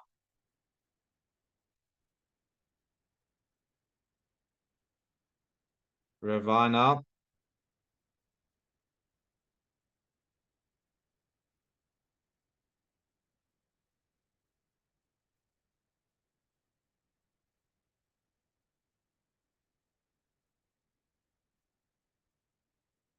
And a penalty for England. That's it. That's it. A penalty for England. Look what it means to them. The celebrations start. It's heroic from Fiji, but it's not enough. England are through to the semi-finals, despite the year they've had, even some of the tournament they've had. Naya Kalevu is saying he can't believe it. He shouted at the referee. He cannot believe it. He's an absolute distress, is Naya Kalevu, the captain for Fiji. But that is it. Owen Farrell taps it and kicks it out. Naya Kalevu is not having any of it. He's going to have to do this again now, as Owen Farrell. Actually, Reynolds was trying to talk to the Fijian captain, but yeah, he's walked away. Well, I tell you what a quarterfinal. And this we've not seen any sort of one-sided quarterfinals. It's absolutely brilliant so far. He's absolutely devastated as the Fijian captain. England march on though, despite times looking a bit sketchy. Fiji were courageous, courageous, but it just wasn't enough. And this England side, well, they keep on marching. They'll have their biggest game in Africa, so a big game to come.